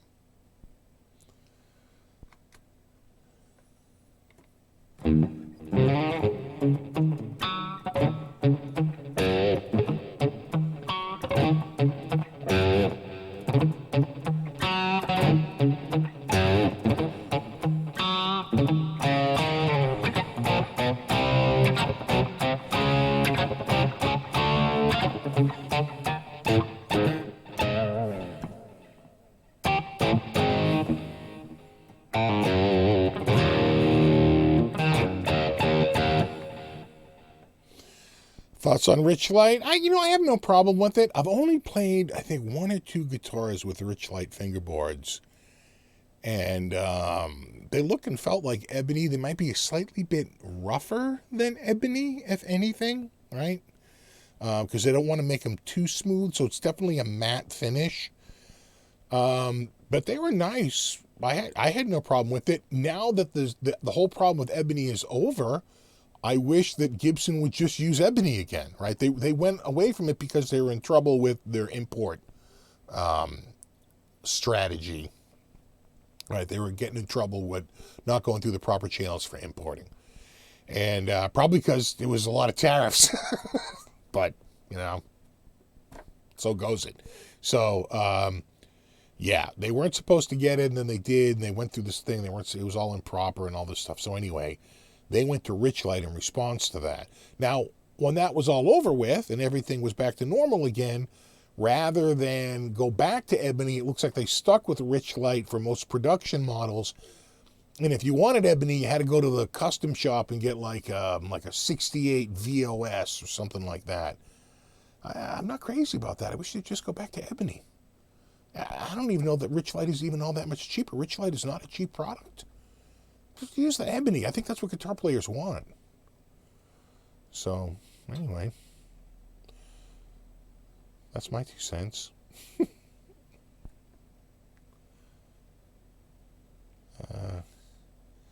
Bob Taylor own all the ebony. He might, right? Or you might have to go through him to get it. Or the ebony that they get is streaky, and they don't want it streaky. They want it real black, and so they might stick with Rich Light just because it's black. It's it's however they formulate it, and it's formulated to be perfectly black. So I could see that, but this is ebony. That's real straight up ebony.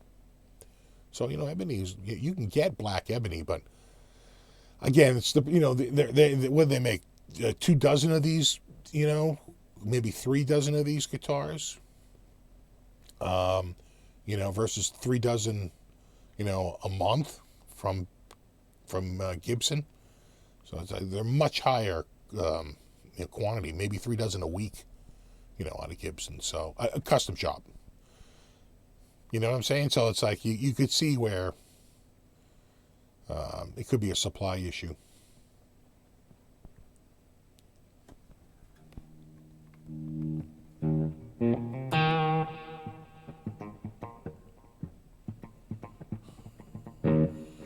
Well, Richlight is no, Richlight is in folded paper. What Richlight is it does have paper pulp, right? Because they want to make it like what is wood, right? Paper and wood, if you think about it, they're not that far off, right? It's these papers made from wood, so the fibers are very similar, right? So they take like those newspaper fibers, and it's basically a resin, right? Phenolic, is that what they call it? It's basically a resin that goes in there, and it's the paper that gives it the matte finish to it, so it doesn't look all shiny. So it's sort of like a paste, right? Very much like fiberglass, right? Very much like fiberglass. Thoughts on guitar plaque? I like guitar plaque. I wish more companies would use them. I think they're accurate, and I think some things are best left to robots, like something like that, where they can quickly scan the neck, they can quickly go through and like see the peaks and stuff. They can dress all the frets, get everything, cut the nut perfectly like every single time, and then you have someone go over it for quality control, right? You're still doing quality control, but it really takes the time. Like, it cuts the time down probably by 90%, right? So either the quality is going to suffer immensely, or you're going to have to put in a lot more time to have a human do it. That's where, lasers and ultrasonic,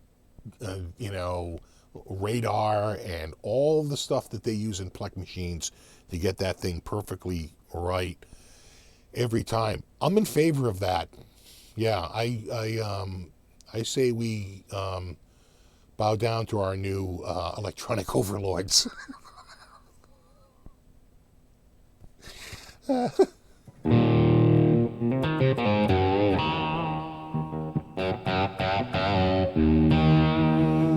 Steve, what do you do for a living, if you don't mind me asking? Well, I worked in legal services for a number of years, and IT work, a lot of IT work. Building them compact ProLiant servers.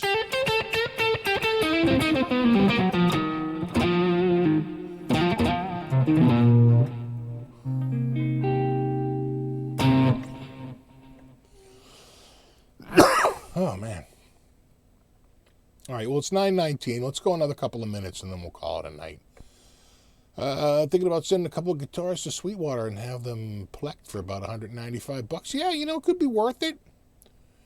I'm just saying, like, in a production process, one of the things that really impressed me about the Gibson factory was their Plek room, where they just had a ton of Plek machines, and as one was working on it, they were setting up another one, and then as that was working on it, so at any one time, like every few minutes, it's just by the time they would get to the last one being put in the machine, the first one they put in was just about finishing up.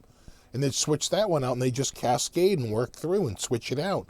And I tell you, it looked like it was doing an amazingly good job, a better job than humans could do. So you're a full-time YouTuber now? Yeah, for the most part. I still do the occasional IT job, but I'm retired out of legal work. Steve, boxes or briefs, if you don't mind. I'm a briefs guy. What's Plek? Plek is a computer, like, laser-guided, basically neck treatment service. You put the guitar in sort of this machine. It clamps it in with a jig. It sets it so the neck tension is like you have strings on it. It's actually pretty clever. And then what it can quickly do is scan the width of the neck and the radius and everything and get all the frets just right. The biggest thing for them to do is to program that stupid Plek machine, right? That's your biggest challenge. But they have one down for the SG and the Les Paul and everything. And then it will go up and it will cut the slots like perfectly every single time. So you don't have to worry about that. And then if there is a problem, it still has to go through quality control. Someone still has to build that guitar.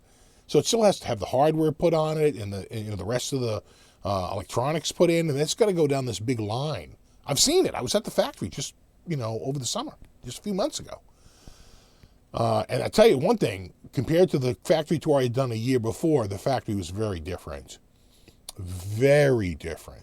It was much cleaner and had a lot more separation with plexiglass walls to keep the sound down. It looked just very, very different from the first time I went there. So much cleaner, the whole place. But yeah, that plec room was pretty impressive. Yeah, it's a manufacturing process. Now you don't need to be a manufacturer to do it. This company just basically said, hey, listen, you can send your guitar to somebody and they can sit there and use gauges and feelers and all this stuff. And you can spend a lot of money, or you can stick it in this machine that will do it perfectly every single time, right? And it's cheaper because it does it so fast that, after the initial cost of making the plec machine, that R&D is sort of like over. I think they do a full everything for like the guy said, I think $195 is what he said it would cost to have the guitar plecked, like $200. And people who get them swear by them. They just love it because it's perfect every single time. And if there is a problem, there's always someone to quality control it afterwards. So, but it came out as a service, so you would send your guitar out to have it plecked after the fact. What happened was Gibson saw that and it was like, we should just use that. Why don't we just buy a dozen of those machines and have a dozen of those running in a room at any one time?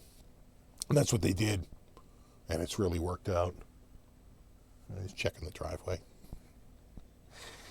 All right, guys. Well, it's 11:23. I think, how long have I been running?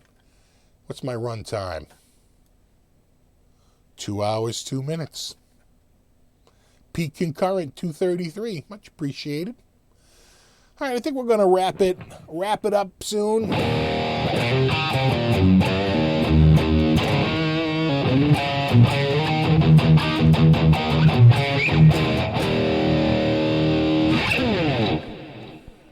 Yeah, they definitely save on labor, and they save on time. Which is huge. Oh, thanks, Terry.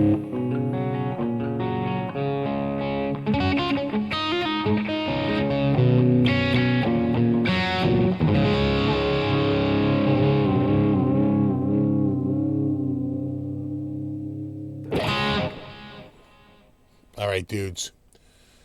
Thanks so much for hanging out. Oh, thanks, Life Satellite Studios. Oh, thanks, Jason. You have a great night, too. Oh, thanks, Ben. I know, not 11:23. It's 9:24 here. Rhett Scholl shows Plek on his channel recently. Yeah. The tech has been around a good 10, 15 years now. So, no, you rock. Oh, thanks, Proteus. Yeah, time is money. Exactly. Yeah, it's getting nippy out there. I think we're down into the high 30s now. We're getting there. Remember, that's Fahrenheit. That's in the single digits for Celsius. All right, I'm scrolling up. I'm scrolling up to the scroller. All right, no, you rock. Thanks to everybody for hanging out. Really appreciate it. This was just a last-minute thing when I realized everyone was going out to the movies but me. And fun fact, last movie I saw in the theater was Tropic Thunder. I think that's 2008. So, yeah, I'm not a big theater goer. Not when I have a big movie theater screen up in my friggin' attic. The heat kicked on. There goes the condenser. All right, dudes. No, you rock. I'm going to kick it.